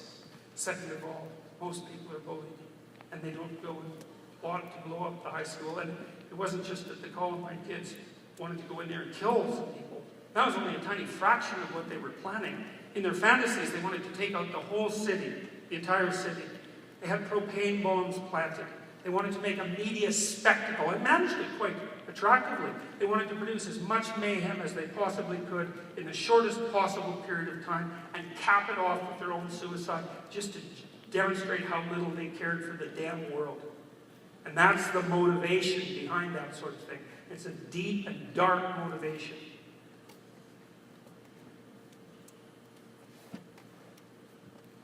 One of the things that's been helpful to me in studying all of this, there's an idea, here's an idea that's expressed in Christian symbolism. There's an idea that when Christ was crucified, before he was taken to heaven, he had to go to hell, to harrow hell, and then rise. It's a mythological idea. It's not a canonical biblical idea, as far as I'm aware. But there's an idea there that if you want to move up, you have to go down first. And you kind of know this, right? Because most of the things that you've learned in your life, you've learned the hard way. And so any palpable increase in wisdom tends to come at a sacrificial cost, right?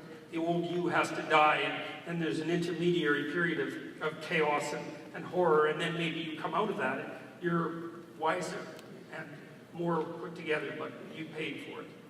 And so, one of the things that's been the consequence of that process for me is that, you know, I've looked into this motivation for atrocity, and I told you what I've concluded, and you can make of that what you want, but it's also done something very positive for me, which is to shed light on something else, which is, well, let's say you can and this has to do with the solution of the problem. Let's say you can detail out the problem, and so I detailed out the problem.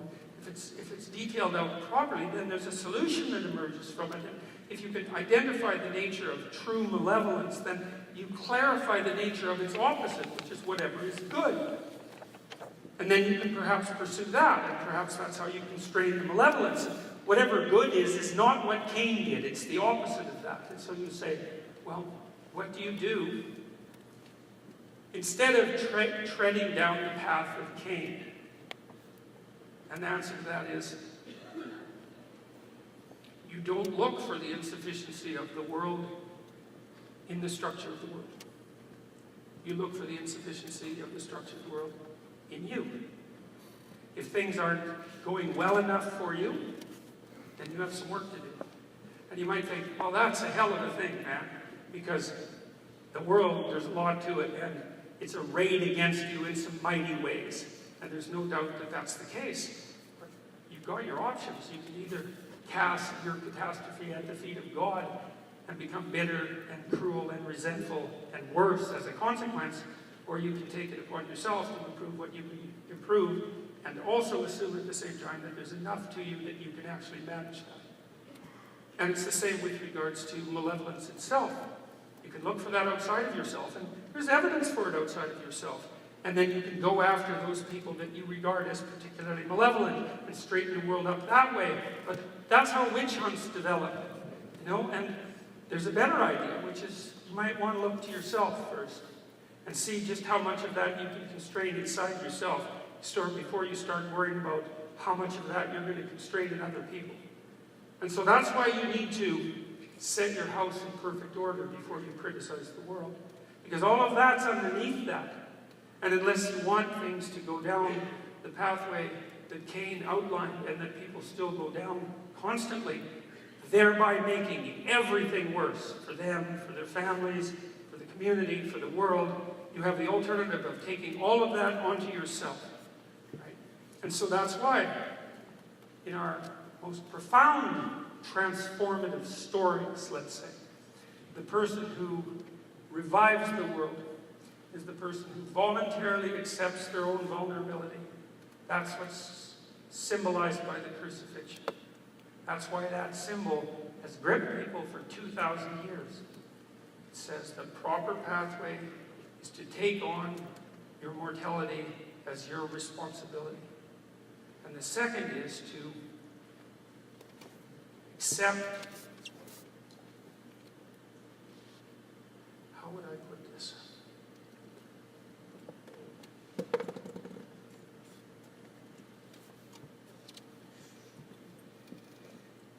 To notice that the temptation that's laid out by the spirit of malevolence is a temptation that you confront, that you have to take responsibility for, and that you have to attain victory over.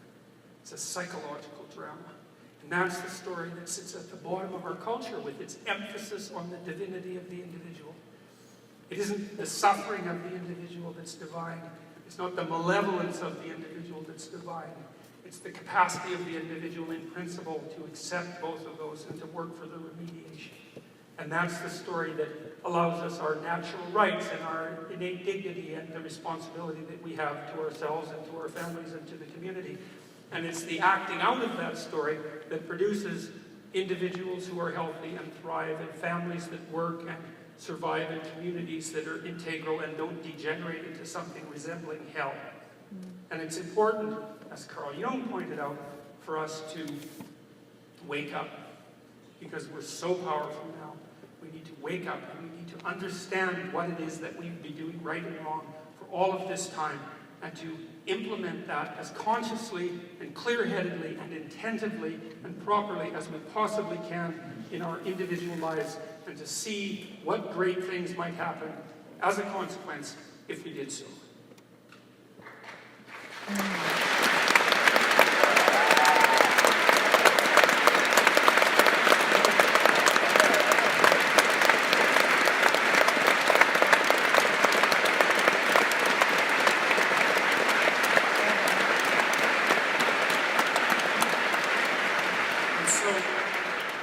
That's a good place to stop. And so I'm going to depart from the stage for a couple of minutes, and they're going to set it up again in a slightly different format, and then I'm going to come out with my laptop, and you've all provided, many of you have provided questions, and we're going to spend half an hour with the questions and the answers, and that'll bring the evening to a close. Thank you very much.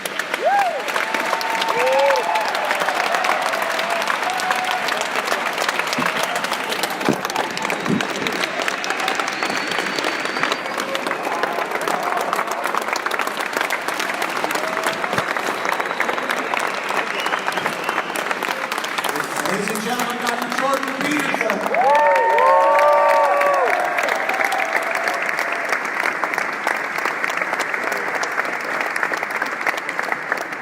How was that? Amazing. Thank you for a wonderful standing ovation. How many of you, when you did stand up, Stood up straight with your shoulders back, huh? That works. As he said, we'll set the stage a little bit for some questions that you guys have already submitted. And he'll be back out just momentarily. He's going to go check on the lobsters, make sure everything's okay up there. And we'll bring the tank out and let the fight begin. Demonstration. This tour is amazing so far. It's been incredible. It's exceeded all of our expectations. This is now the 5th show out of currently scheduled 40 shows in the U.S., Canada. We're also going to London next week. We are adding shows all the time. They've been adding cities, or we're returning to some cities that sold very well. We've sold out all 5 shows, and every night his presentation has been different. There's been different subject matter, so if you want to return to some shows in the future, they're going to be very different. It's going to be very moving. So, he is so inclusive. It crosses aisles, it crosses oceans. We've had people here from Russia. We've had people do shows already. Just these first 5: China, Japan, of course Canada. We have any Canadians here tonight? Hey. Albania. Hey. Is that how you say it? Hey. So it's just been amazing. He is it feels like a movement, doesn't it? Yes. I really feel like and we're just seeing the beginning of it. The positive nature of it and the help that I'm sure brought to a lot of you people will continue to bring to a lot of other people in the States and around the world. It's just amazing. He's having his books translated as well someone was at the show the other night and he's having it translated into Arabic, so we'll be everywhere very soon. Okay, everyone, please pay attention now. We are ready to start with the Q&A again. Please welcome back to the stage Dr. Jordan Peterson.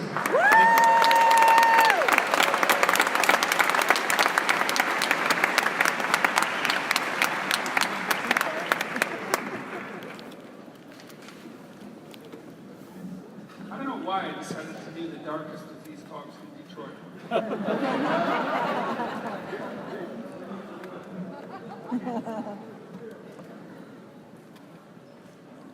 All right, so let's try some of these questions here. So,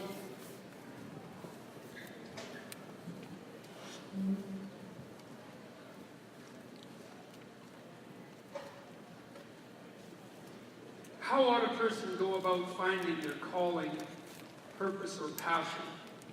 Well, I would say badly. Yeah. Because what the hell do you know? And I really mean that technically as well. So I have this program called the Self-Authoring Program, and one of its components is the Future Authoring Program. And it asks people to consider their lives deeply and to develop a vision and then a strategy. And it's not easy to have someone who hasn't been encouraged, let's say, develop a vision because they're not practiced at it. People say, well, I don't know what I should be doing. It's like, well, you know some things you shouldn't be doing, so that's a good start. And I do mean that in a most practical manner. If you don't know what to do, you could start by stopping doing all the stupid things that you're doing that you know are stupid. And that's a good start because it starts to clear your vision, right? So if you don't know what to do, but you do know that you're doing things that you're ashamed of and that you regret, you could start by just eliminating them one by one and slowly even to the best of your ability. And then and so that's really a matter of starting to become disciplined, to follow some ethical rules, some set of ethical rules. And with any luck, if you follow a set of ethical rules long enough, then you'll get disciplined enough so that you'll start to have a clearer vision, and then you might be able to see the way forward more. You might see a way forward more intently rather than merely what you should avoid. So that's a good initial practical issue. Because everyone knows, you know perfectly well that there are things you're doing that you know you shouldn't do. But you don't stop. Well, start stopping. And that's part of this idea about putting your house in perfect order before you criticize the world. Because there's a question that's always open. And I suppose this is the question, so to speak, that God placed in front of Cain. It's like, Well, how do you know the world would be a terrible place if you weren't such a wretched thing? Maybe it wouldn't be. And you might say, well, that's a pretty casual answer. What do you say to people who has a parent who's dying of Alzheimer's disease, for example? It's like, well, they're going to get their act together and he's going to fix that? It's like, it'll make it a hell of a lot better than it would be otherwise, I can tell you that. And that's something. Because it's bad enough to have someone who's deadly ill in your family without having an incredible amount of unnecessary pathology gather around that and make something that could be merely tragic into something that's outright hell. And that happens to people all the time. And so, even if it's not the perfect solution, it's the best solution that you have. And then the next part of that is, when I suggest to people that they do the future authoring program, and they're leery about doing it, I ask them to do it badly, because a bad plan is way better than no plan. Because if you implement a bad plan, then you'll learn why it's a bad plan, exactly, not hypothetically, but exactly in the world, and then you can use that information about your failure to retool a better plan. And so, to begin with, like, imagine you're tracking a destination that's moving, that's some kind of ideal, and your vision is blurry, you don't know where to look, and so you're going to go this way, and then you're going to go that way, and then you're going to go this way. But if you keep doing that, then the deviations from the right path are going to decrease with time, and eventually you'll be walking forward in an efficient manner. And you might have to make all sorts of errors before you manage that. But I've watched people long enough in my clinical practice to know that waiting for Godot is a very bad idea. And not growing up is a very bad idea. It's like, implement the best plan you have at hand. And learn from it. And that works. And you get sharper at making your plans. And then the other thing that we do in the future authoring program is we ask people, well, maybe you can't decide what your passion or your calling should be. It's a pretty global question. But you might ask yourself sub-questions like, well, is there something you could do to improve your intimate relationship? One thing, is there a way that you can improve your friendships? Is there something you could do at your job that would make it better than it is now, even if it's something incremental? Could you do something more productive and meaningful with your time outside of work? Could you be slightly better at handling temptations that come your way? Could you take care of yourself somewhat better mentally and physically? And you know, the answer to all of those questions is generally yes, and then you can even ask yourself a simpler question, which would be, well, if there is something that you could do that would make one of those things better, is there also something that you would do? And you can ask yourself that, you know, instead of telling yourself that you should, which isn't the same thing. You might say, well, I would like my marriage to be better. You ask yourself, well, how could my marriage be better? And you'll get a bunch of answers, and most of them you won't like. Because if you really ask yourself a question like that, the part of your brain that's imaginative and that's looking for new answers will tell you, and it'll tell you a bunch of things you don't want to hear. And a lot of them will be things you already know. And some of them will be things that there's just no damn way you'll do, even though you know that you should. But some subset of those might be things that you should do, that by your own definition, that you actually would do. They might be trivial things, you know, or look trivial, but at least they're a step in the right direction. So take whatever step in the right direction you're willing to take, day by day. And that's incremental progress. And it'll spiral upward. It does spiral upward. There's a statement in the New Testament, which actually happens to be a true statement, which is, to those who have everything, more will be given. And it's a reflection of an underlying phenomenon that looks like a natural law, which means that as things start to accrue to you, the rate at which they will further accrue will increase. That's a natural law. It's called Price's law sometimes, or Pareto. It's reflected in the Pareto distribution. So there's a chapter in 12 Rules for Life called Don't Compare Yourself. Compare yourself to who you were yesterday, not to who someone else is today. And it's an injunction for incremental improvement. If you don't know where to go in your life, well, think about where you are and see if today you can make where you are somewhat better on some dimension. So that when you go to bed at night, you're not as wretched as you were when you woke up in the morning. And so if you do that for 2 years, one thing a day, just a small thing, something you could actually do that you would do, then your life will be way better. And at the end of that, you might have enough clarity of mind to start to understand where you could go if things worked out for you properly in the world. So that's the answer to that question.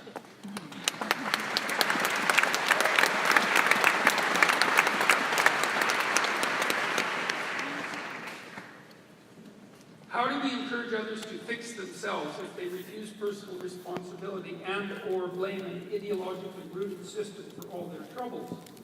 By example. That's the best way to do it. There's another New Testament injunction, which is a rather harsh one, and it's don't cast pearls before swine. And it took me a long time to understand that, because it really is a harsh statement, but here's the gist of it.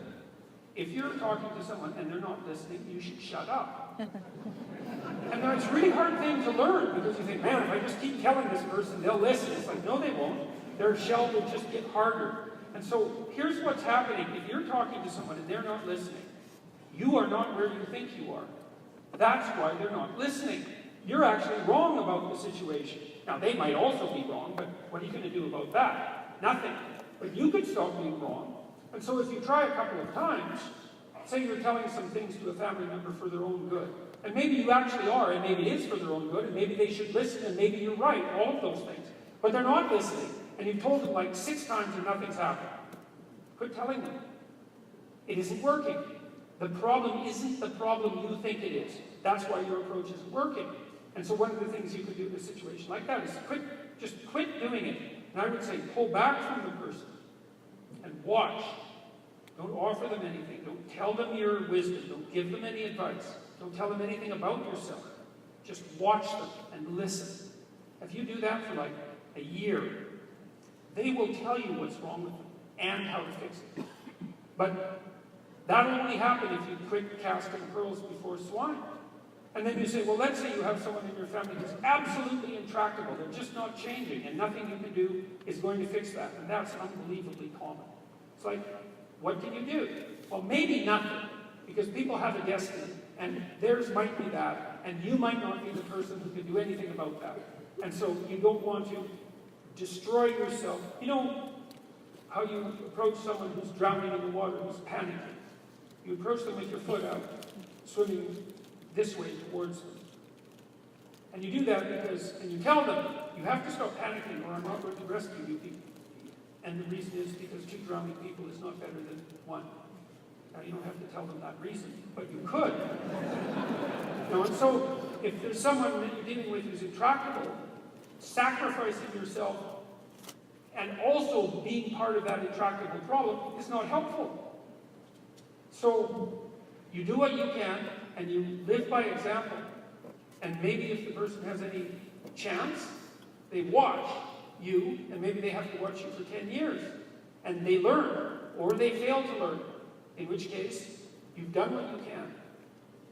And that's how it is. So it's responsible, it's example.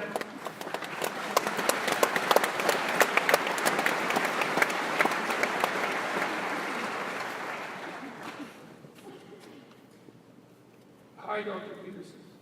I'm a 17-year-old girl, and I'm told it's kind of rare for someone like me to listen to you.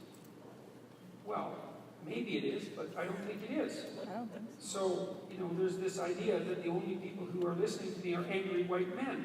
And I suspect there are probably some angry white men in this audience. Probably. And there's probably some angry brown women in the audience too. And so, all I think, as far as I'm concerned, this is just so absurd, is that I can't believe that this has even become controversial. I'm talking to people about, taking responsibility for the state of the world onto themselves, and the radical leftist identity politics ideologues can only view this through the lens of the radical leftist identity politics, and instead of noticing that this isn't a political issue, except that I don't like the radical leftists and their restrictions on free speech. Well, that's not the same.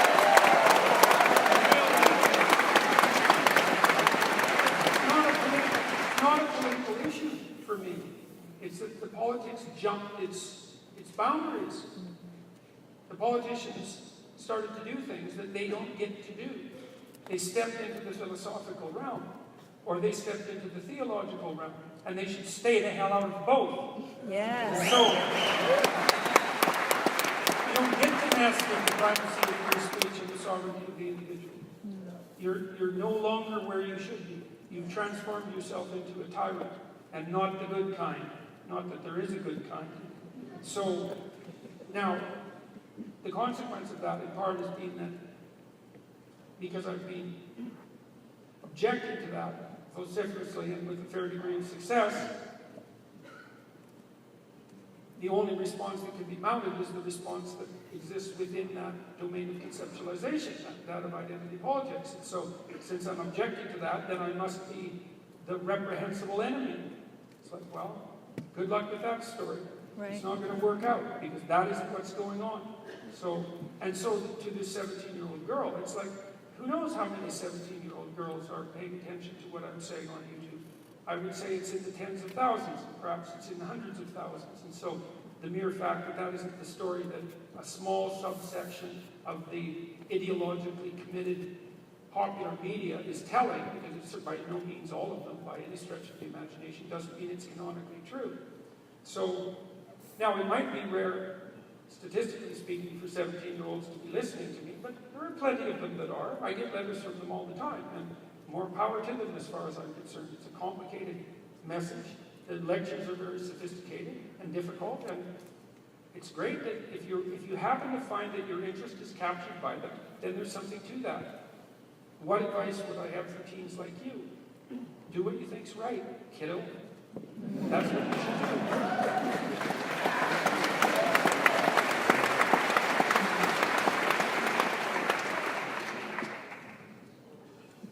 In 12 Rules, you mentioned that people really noticed what you were teaching, they're going to be held to pay. I think I noticed why, but would you please say why? Well, it's I read a lot of critiques of Carl Jung, and he's often accused of doing all a variety of malicious things, like starting a cult, for example.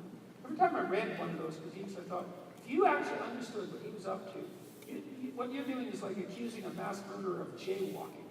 It's like, what he was doing was so radical that, like, starting a cult, that's not even in the same conceptual universe. Partly what Jung was trying to do was to put the metaphysical substructure back under Western civilization. And to the degree that I understood what he was up to and can develop it to some degree and can communicate it effectively, then that's also what I've been trying to do for 30 years. And I've been trying to do it because I studied what I told you I was studying at the beginning of this talk. I looked at the worst things that I could see that people were capable of doing. And I looked at them for a very long time. And I tried to understand why they were doing it. And they being me. And then I tried to figure out what the alternative was. And so I've been laying out the alternative, because that's what we need to learn for what happened in the 20th century. We need to learn the alternative to what happened in the Soviet Union, and we need to learn the alternative to what happened in Nazi Germany, unless we want what happened in Nazi Germany to happen again, or unless we want what happened in the Soviet Union to happen again. We need to learn our lesson. And the lesson is an individual lesson, not a collective lesson. And I believe this to be empirically the case. The wisest commentators that I've read on Nazi Germany and the Soviet Union have all come to the same conclusion. The reason those tyrannies could exist and maintain themselves and then do the murderous things that they did was because the individuals that composed those societies rejected their individual moral responsibility and allowed those catastrophes to take place. And I believe that to be the case. I think what we got right in the West is the idea that the political system, the economic system, the familial system, all of that rests on your shoulders. Your corruption corrupts everything. You're on the hook for it. And that's a terrible thing to know, but it also is something that gives you some dignity. It actually turns out that you are important. And you might think, well, that's all I ever wanted to know, that I'm important, that I have a role to play. It's like, yeah, you better think that through, because there's two ways this works. Either you're a dust mote and everything you do is meaningless, and who the hell cares? What difference is it going to make in a million years? Or everything you do matters. And when you make a mistake, everything shakes. And that's how it is. When you make a mistake, everything shakes.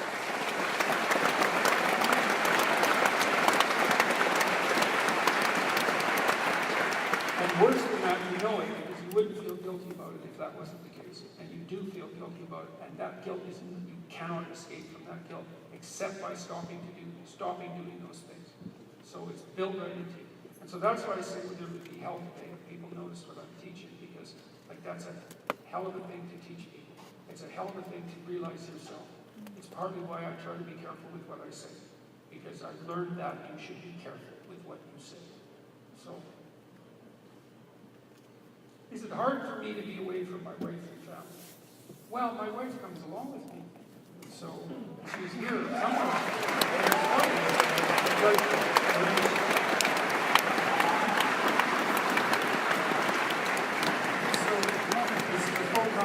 it's a full-time occupation for her, which is pretty true. It's like a 16-hour-a-day occupation for her, because our life is very complicated, and I'm very complicated and hard to take care of.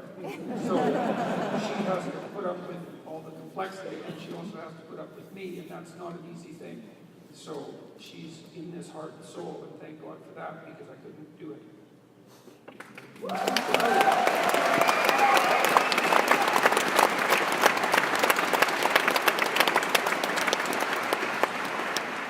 And my kids, well, you know, they're in it. They're all in too, but they know what's going on.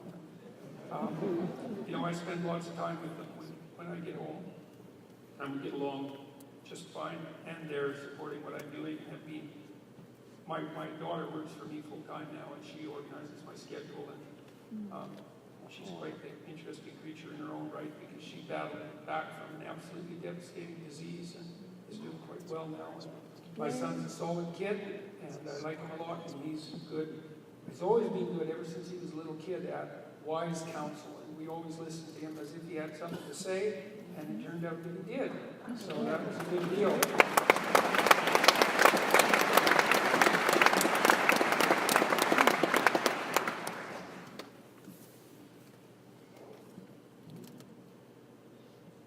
My computer is having a small fit here, so give me 1 second. There we go. How long before you do a video conversation with Kanye West?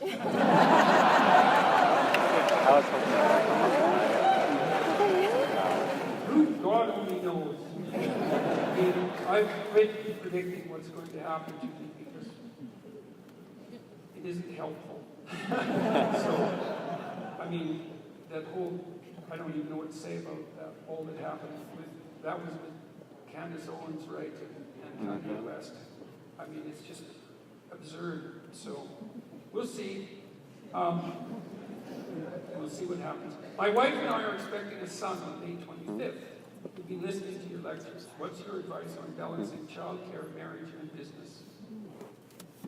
Well, there's a chapter in Rule 12 called, chapter in 12 rules, which is rule number 9, and the rule is, assume that the person you're listening to knows something you don't. Okay, so I'm going to tell you a story about marriage. This is kind of cool. So, I had this friend, his name is Lyle Carlstrom, and he went to Sweden to get married because he was Swedish, Swedish Canadian. And in the marriage ceremony, the couple had to hold a candle up above them while they were being married and taking their vows. And that was very interesting to me. And, you know, in the Christian symbolic world, marriage is a sacrament, which means it's something sacred, which means it's something axiomatic and fundamental and not to be messed with casually. That's what it means. And of course, that's what you assume when you take a vow, right? Because the vow is that you're going to make this a foundation that you don't shake. And you vow to do that. And you're kind of staking yourself on it. Well, kind of. You're absolutely staking yourself on it. And one of the things about that, and this is worth knowing, perhaps especially to the people in this audience who haven't been married yet, but maybe to those of you who are already married, there's an idea underneath that, which is that your marriage cannot work unless you're all in. That's why the vow has evolved, let's say. Monogamous vows are very common around the world, by the way. I mean, there are polygamous societies, but they tend to be very unstable for all sorts of complicated reasons. So there's a strong proclivity towards socially enforced monogamy among human beings. And there's a strong proclivity to make it inviolable. Now, there's a psychological reason for that, which is that you are not going to be committed enough to your partner to take care of them unless you bloody well know, beyond a shadow of a doubt, that you are shackled to them inescapably for the rest of your life. Because why are you not going to be serious enough about it? It's like, really? I have to put up with you for like 50 years? We better get our house in order, because otherwise it's going to be some slice of hell, because you're just as screwed up and horrible as me. So that's something that's very, very serious. And so, if your partner has a problem, or if you have a problem, you want to solve that, because otherwise you're going to have it maybe every day for the rest of your life. And you might think, well, I don't have to, because I can run away and find someone else. It's like, well, good luck with that, because they're going to come with just as many flaws, probably, as you have, and probably as your partner has. And you're going to bring all your insecurities and idiocies into the new relationship anyway. So unless you want to be alone, which is no picnic, and generally a fairly quick route to a kind of insanity, then you're pretty much stuck with the fact that you have flaws that you have to rectify. Anyway, so they're standing there with this candle above them. So here's the idea.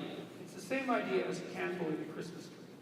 It's a complicated idea, something that most of you act out, right? You have lights in the darkness of the winter, you bring a tree inside. It's what the hell are you up to? You don't know, but you do it anyways.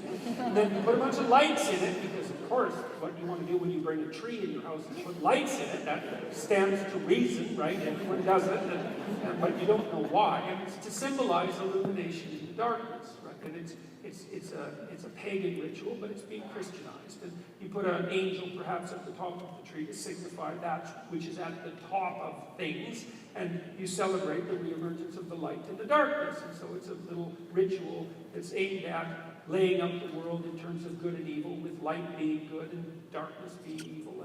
And it's a good thing to do in the winter because it's dark, and you're also celebrating the rebirth of the sun. It's very, very complicated. So, and the candle in the tree is a sign of illumination and vision and enlightenment. And it's a Christmas tree, so it's associated with the idea of the birth of the mythological hero, or the Messiah. That's Christ. And so you're doing all that at the same time, right? You have a celebration about it, because it's a great thing when a new hero enters the world. And that's what happens when you give birth to a child, because the child is a locus of divine consciousness, is threatened at birth, like the mythological hero always is, because he's small and fragile and all of that, and hopefully grows up to do great things. And so that's all tangled up in that. So the candle is a symbol of the light in the world, and the light in the world is the mythological hero. It's Christ in the Christian drama, so we'll use that. So you hold the candle above your head when you're getting married to symbolize what you are subordinate to. Because you might say, well, in the marriage, well, the wife is subordinate to the husband. That's the claim that's put out by those who think that marriage is a patriarchal, oppressive institution, which it isn't, by the way, which you know, because the only people who get married now are rich people. And rich people don't oppress themselves, as far as we know. And if you look at the demographics, as marriage has disintegrated, it's disintegrated from the lower socioeconomic classes upward. And so unless you can come up with a reason for why rich, privileged people would oppress themselves, then the whole notion that marriage is an oppressive patriarchal structure is pretty much being disproved. So we'll say, well, wives aren't subordinate to their husbands, but we also say, well, husbands aren't subordinate to their wives as well, and fair enough. So what is it that the couple is subordinate to? And the answer is what's symbolized by the light. And so what that means, now, there's an old idea, it's a very symbolic and a weird idea, that Christ was androgynous, a combination of male and female. He was a reconstruction of the original Adam, who was male and female before he was pulled apart. This is a dream, right? It's a cultural dream. And so Christ is the proper union of masculine and feminine. And so that's what a marriage is the proper union of masculine and feminine. And the people in the marriage, the husband and the wife, are supposed to be subordinate to the ideal union of masculine and feminine. And what that ideal union is, that spirit that's created by proper and truthful debate and dialogue. So what you do, if you're married to someone, well, you have to contend with them and they have to contend with you. And that's a real battle if you're actually communicating, because you're not the same. You have different personalities, you have different values, you have different aims, you're different sexes, like, you're different. And that if you can incorporate that difference, if both of you can incorporate that difference, then you both widen out. And you're full of flaws and your partner's full of flaws, but he knows something you don't and you know something he doesn't. And so if you can start that information exchange going, that careful dialogue, then both of you can be transformed in the course of the honest speech that constitutes the relationship, the negotiation. And what you're supposed to do, and this is what's symbolized by the candle, is both subordinate yourself to that ongoing negotiation. So, one thing you don't want to do is, you don't want to beat your wife in an argument, even though you really want to. I mean, you absolutely want to, and you're going to act that out too, and she's going to do the same thing to you. It's just not that helpful, because you have to live with her tomorrow. And so, if you defeat her in an argument, well, here's the options. A, she was right and you were wrong, and you just argued better, and so, well, what the hell good is that? She's right, you haven't solved the problem. Or you were right and you beat her good, and then she's like beaten and not very happy about it, and is going to do the same thing to you as soon as the opportunity arises. That's not very helpful. So what do you want to do? Well, you want to find out what the hell the problem is, which is a really painful and horrible thing to do, because people sometimes don't even know what the problem is, and then you have to listen to them like for 3 days while they flail about trying to tell you what's wrong, because they don't know, and you have to shut up and not offer solutions too early, because otherwise they can't go through the painful process of figuring out what the problem is. And maybe it's some problem they have because their father mistreated their mother in like 1975, and it takes like 2 weeks to get to the bottom of that. But if you listen knowing that if you solve the problem, you don't have to have it again, then you can get that negotiated dialogue going continually, and that's what you're supposed to be subordinate to. And so then to answer this question, which is, let me get back to it here. My wife and I are expecting a son on May 25th. What are your advice on balancing childcare, marriage, and business? It's like, well, my advice is, stick to your damn vow so you can't run away. And then contend with your wife. Because the two of you, having two brains rather than one, will probably be able to figure out how to do this as you go if you actually talk to each other. That's part of the utility of free speech, right? Is that you get to think out loud. And if there's someone else around you who is also thinking and whose life is entwined with yours, and you're both aiming for what's good, then between you might be able to get the process going. That's the exchange of the logos, let's say, that will enable you to overcome the problems of life. And then maybe, having done that, you'll make yourselves into a unit, a reasonably intelligent and wise unit that's also capable of learning. And then when your child encounters that unit, there'll be a nice wall around them. You know what kids are like. They're pushy little primates, and they'll do everything they can to find a hole in the wall. They'll just torture you and torture you and torture you to see if there's a weakness somewhere, because they want to know. And if they can set you against your wife, they will absolutely do that. But because why wouldn't they? Because they want to see what's real. They're not messing around. They're trying to live, right? And they want to see what's real, and they're going to push the boundaries. And if you have a solid relationship, and the kid comes up and pushes against that, it's like, you know how when your toddler is learning to walk, once or twice he'll stand up underneath a table that's too short and smack his head a good one. But because the table never changes shape, he'll only do that twice. And so now if the table was changing shape all the time, well, the kid would be underneath there trying to bang his head on it non-stop. So if you and your wife have forged a unit that isn't penetrable in some sense, then they're going to push and push until they find out that doesn't work, and then they're not going to play that game anymore. And that's going to be really good for you, because then your children won't torture you to death, and it's really going to be good for your child, because they're going to have tested the limits and find out that there are walls to keep the chaos out, and that's going to make them feel secure, and then they're going to be able to develop within that security. So that's a perfect deal. And so that's my advice for you who is having a son on May 25th.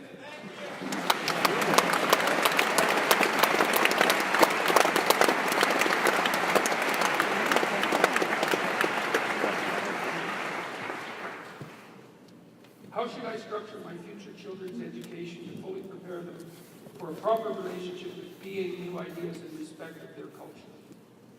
Well, one of the things that you might want to think through, I have a chapter, 12 Rules for Life, called Don't Let Your Children Do Anything That Makes You Dislike Them. And I thought about lecturing about that tonight too. It's kind of a dark chapter as well. I guess maybe the whole book is like that.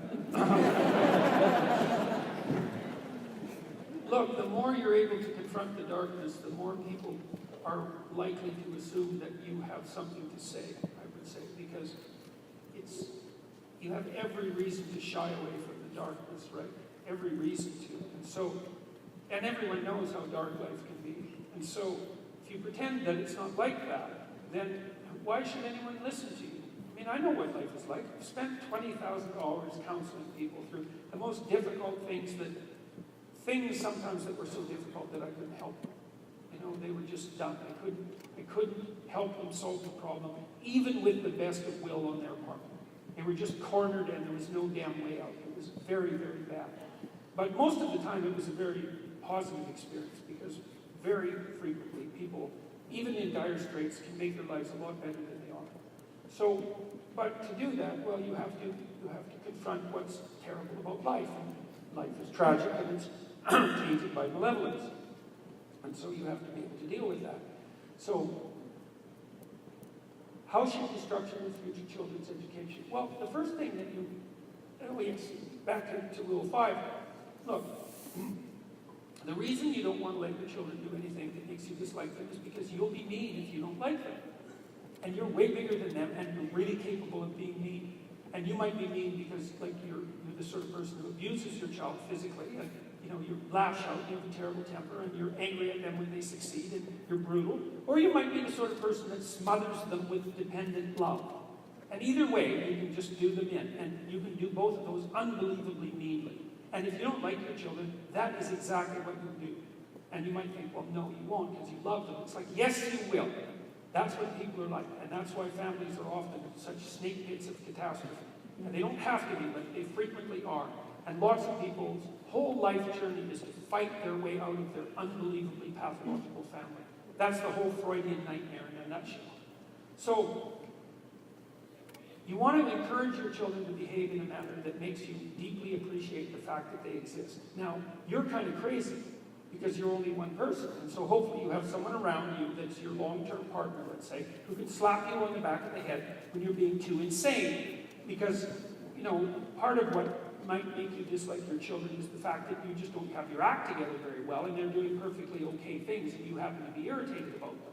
And so that's partly why you need a partner to sort of alert you to when you're being unreasonable about your demands. But hopefully the two of you are different enough so your amalgam makes one half-decently put-together person. And that person can help the child learn how to be likable so other people like them. So the first thing you want to figure out if you want your child to have a proper relationship with being, etc., is whether that's actually what you want. You know, because you might think, well, of course that's what people want for their children. It's like, no, not of course, and it's not obvious. Lots of people have terrible parents. And they're not just parents who neglect them. I mean, that's bad, but it's not, that's only where bad starts, man. Neglect, most kids can handle that as long as it's not total. But, like, I've had clients whose parents did, every time the person did something good, their parents punished them. Every single time.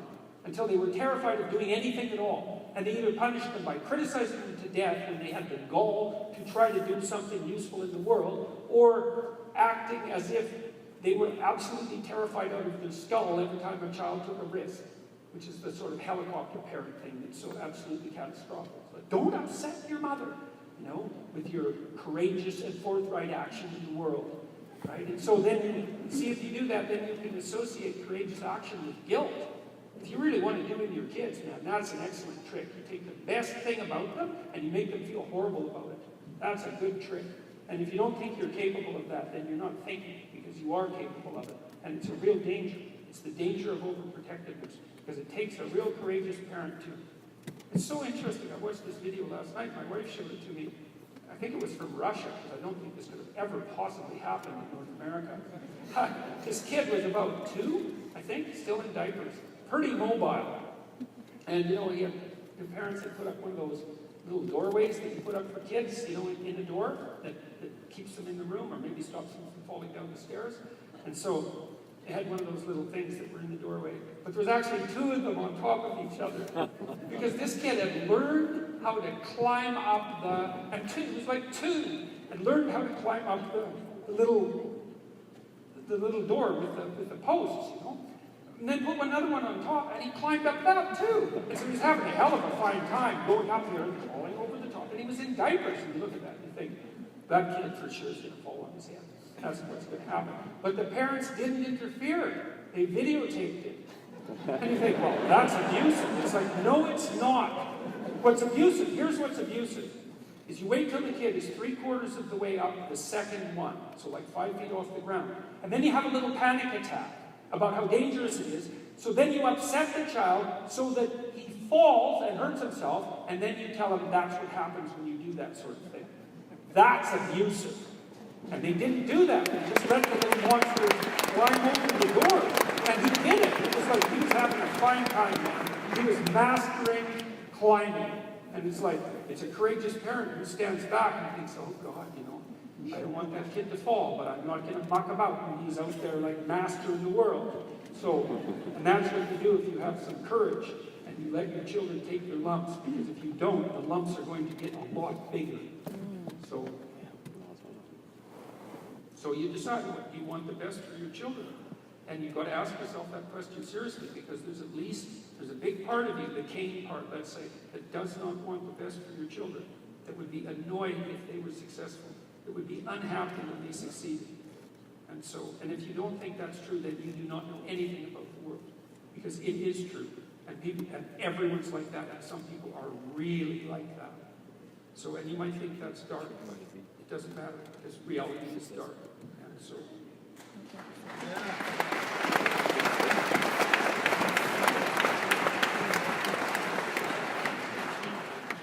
what would you say to someone who doesn't feel like enough?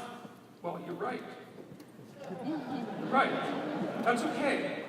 What you shouldn't do is beat yourself up because of that. Like, you're not enough. And you shouldn't think you are, because then what the hell are you going to do? If you're already attained the goal, you've got nothing to do.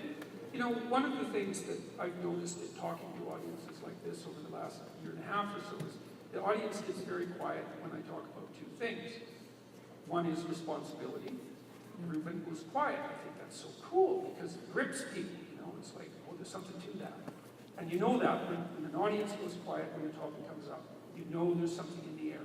There's an unspoken necessity that's manifesting itself. It's that, and this issue of self-esteem. So what I'm suggesting to people, psychologists, bless their soul, especially the ones that aren't very well informed, have been telling people for 5 decades that they should have high self-esteem. It's like, most of what passes for self-esteem, as measured by psychologists, is actually a temperamental trait. So if you take self-esteem scales and you score high, it's because you're extroverted and low in neuroticism. So the scales are wrong. So that's number one. And number two is, like, who the hell says you should have high self-esteem? What's so great about you? You know, and you think, well, that's a terrible thing to tell people. It's like, no, it's not. Because people aren't very happy with who they are. And so if you tell them, oh, no, you're good the way you are, they think, wait a second. I'm not very happy with the way things are with me. And so if I'm supposed to be happy with the way I am, then, like, what about all this misery that's part of my life? And so it's not a good thing to tell people that they're just okay the way they are. That's not good at all. Right. What you want to tell them is, you could be way more than you are. You could be way more than you are. And that would be better. That would be better for you, and it would be better for your families, and it would be better for the country, it would be better for everything. And there's something about you, insufficient and wretched as you are, that could start on that pathway and be successful at it. And so it isn't that you should be happy with yourself because of who you are. It's that you should be respectful of yourself, because you are the sort of person who could transform yourself into who you could be. And that's way better. And so good for you if you don't feel like enough. Now, I want to put a little bit of boundary around that. Look, I know that people can beat themselves up, and they do that all the time. And so you can be too judgmental with regards to yourself, and that leads to depression and high levels of anxiety. It can be really destructive. It can culminate in suicide. Like, you gotta, despite the fact that you're not everything you could be, you have to have a little bit of mercy in your touch towards yourself. You want to treat yourself like someone that you're trying to help. Right? That's another rule in the 12 Rules for Life. Treat yourself like you're someone you're responsible for helping. And that requires a bit of detachment. Imagine that you're worthwhile despite your inadequacies, and that you're necessary in the world, at least as a bulwark against hell. And I think that's absolutely the case, because you could certainly generate a little hell around yourself without too much effort. So you could at least not do that, and that would be important. So it's reasonable to treat yourself with a certain amount of detached respect, and then to regard yourself as someone you should try to help, like you would help someone you cared for, in a detached sort of way. Because if people have value, if other people have value, then you have value. And you owe yourself the same ethical responsibility that you owe other people. And maybe what you owe other people is the responsibility to help them along their way, so that the world gets better rather than worse. And so that's the same attitude that you should bring to yourself. So despite the fact that you're not all that you should be, and despite the fact that you have plenty to learn and you should learn it, you also don't get to beat yourself to death with a stick all the time, because you're insufficient in 15 different ways. So justice, that's the judgment. And mercy is what enables you to tolerate the judgment. And you need to use both of those in order to establish the proper relationship with your life. And so, you're not enough. And thank God for that, because you wouldn't have anything worthwhile to do if you were enough. And you do have something worthwhile to do, which is to make things better than they are, including yourself. And so, get at it. Do it.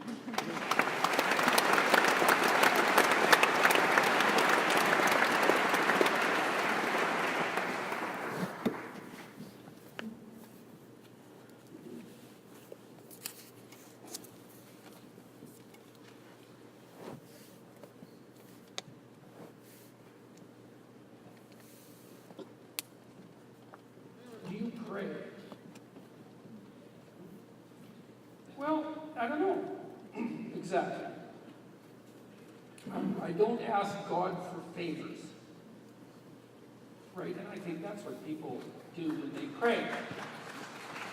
But I don't think that that's, like, prayer is actually something that works. But asking for favors from God, that doesn't work, because that isn't how it works.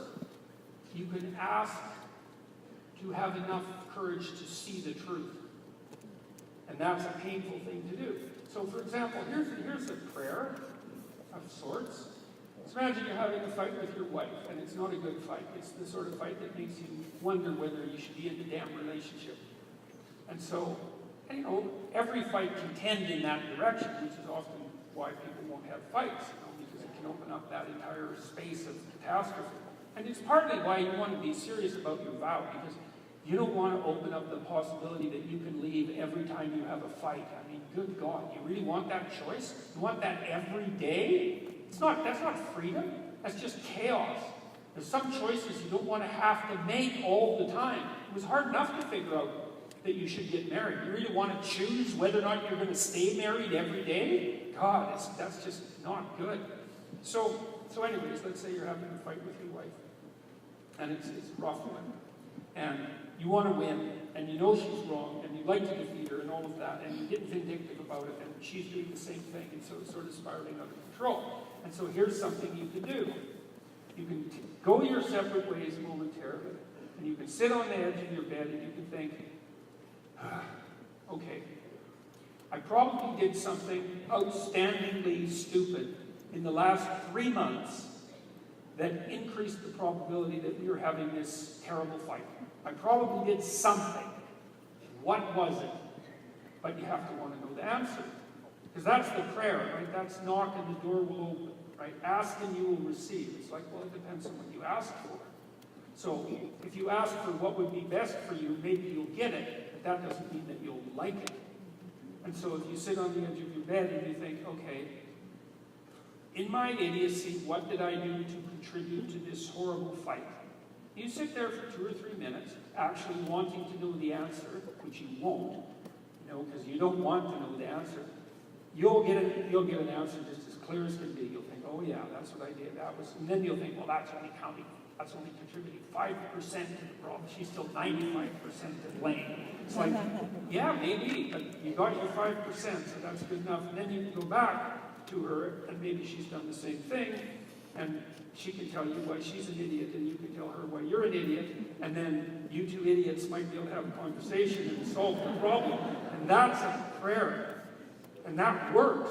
If you want to know why you're stupid, and you ask yourself, you will get an answer.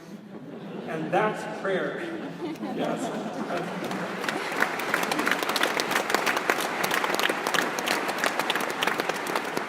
Okay, I think I should answer only one more because I'm getting tired and I don't want to say anything stupid. What do I think of polygamy? You mean personally, or?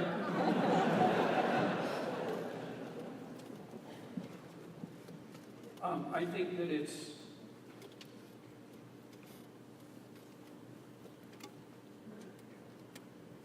leads to unstable societies. It leads to unhappy, bitter, resentful, aggressive, angry men, because there are men who don't have any women, and it leads to the destabilization of societies. It's a bad idea, which is why you see a strong proclivity towards monogamy among human cultures. It's a proclivity. People are capable and willing to engage in polygamous relationships, but all things considered, it's a bad solution. Right? So, and what does all things considered mean? Well, you got to think, well, what's good for you right now? Well, you might think unlimited sexual opportunity, like right now. Though it doesn't take much thinking to understand quite rapidly that that's not a very sophisticated answer. So, but if you're deprived, you certainly might seem attractive. What's good for you right now? What's good for you right now in a way that's good for you in a week? It's good for you in a month. It's good for you in a year. It's good for you in 10 years. It's good for you across your lifespan. Well, what is that? Well, we kind of know it's probably better not to be alone. It's probably better to have someone with you through your life, because all things considered, it works better. Now, that doesn't mean it's a picnic or that it's easy or any of those things, but of course it doesn't. Of course not. And then it isn't just what's better for you, it's what's better for your family. The evidence for that with regards to children is crystal clear, and I can't believe we even have this discussion in our society. It's like, fatherless families do not work well. Now, that doesn't mean that all families without fathers are catastrophes, and it doesn't mean that all families with fathers are successful. But the evidence is quite clear. It looks to me like the nuclear family is the minimal viable social unit. Now, extended families, they have their pros and their cons, and maybe they also work. But you can't get smaller than husband and wife and have things work. Now, that's what it looks like, and I think the psychological literature on that is quite clear. So, and I just did a conversation, by the way, with Warren Farrell, who wrote a book called The Boy Crisis, and another book called Why Men Earn More, and both of those books are worth reading. And Farrell and I had a nice discussion about the role that fathers play, and he really illuminated something to me. He said that his research had indicated to him, not his private research, but his review of the research, that what fathers do, this was so cool because it's so smart. I knew already that fathers engaged in rough and tumble play with their kids to a higher proportionate degree. Women do it too, but not as much. Men tend to do it more. And I knew that rough and tumble play and that kind of exciting exploratory physical play was necessary for the development not only of children but of animals as well. You see the same thing happening with rats, for example, and other sorts of mammals. They engage in rough and tumble play for all sorts of reasons. And that helps children understand when things hurt and when they don't, and what the extent of their body is, and what's exciting about play, and how to trust someone when the stakes are rather high, like when you're being thrown in the air, and all of these things, and how to take turns if you're playing with multiple kids at the same time, and how not to stick your thumb in your father's eye, and what's still fun even though it's exciting, and all of these things that are very complex and sophisticated. And rough and tumble play does that, and children love it. They will work like mad to engage in that. And fathers really like it too. And it tends to terrify mothers, because mothers are very tightly bonded with their children, especially when they're young. They tend to be more on the protective side, and it has to be that way, so there has to be that dynamic. But Farrell said something very interesting, which was that his understanding is that what fathers do to scaffold delay of gratification, which is that sacrificial attitude we already talked about, do something that you don't want to do now, that's difficult and not impulsively rewarding, so that the future will be better. It's sort of the basis of civilized endeavor, fundamentally. It's the attitude that's necessary for work. Farrell's notion was that fathers scaffolded that by using play as a reward for delay of gratification. So the fathers would play with their kids, and then that would be enough, and the kids would want to keep playing, and the fathers would say, look, you can't play all the time. Go clean up your room, go do your homework, go set the table, go do this little task, whatever it is, and then we'll play some more. I thought, that's so smart, because you want to use a primary reward source to scaffold delay of gratification. You can use food, that's what you use for rats in the lab, for example, but it's not a great reward for kids, although you can use it when you toilet train them, for example. It can be very effective. But that idea that what fathers do is use play as a scaffold for teaching delay of gratification, I thought that was bloody brilliant. And so, anyways, we had quite a lengthy discussion about the role of fathers. So, let me see here. Now, this is why I have to stop, because I'm forgetting what the questions are now. So, oh yes, polygamy. That was where So the reason that you set up a monogamous relationship as well, it's not only that it's good for you and your future self, and your wife and her future self, and you as a couple, but because it's good for your kids. And I think part of the reason that you take the marital vow is because that's the best thing for children. And once you have children, it's not about you anymore. It's not. It's about the kids. So, and that I think is the hallmark of adult responsibility. And so, polygamy is not, it's not commensurate with a fully functional civilized society, and it tends to degenerate into anarchic violence, and so most cultures evolve away from it quite rapidly. So that's that, and so thank you very much.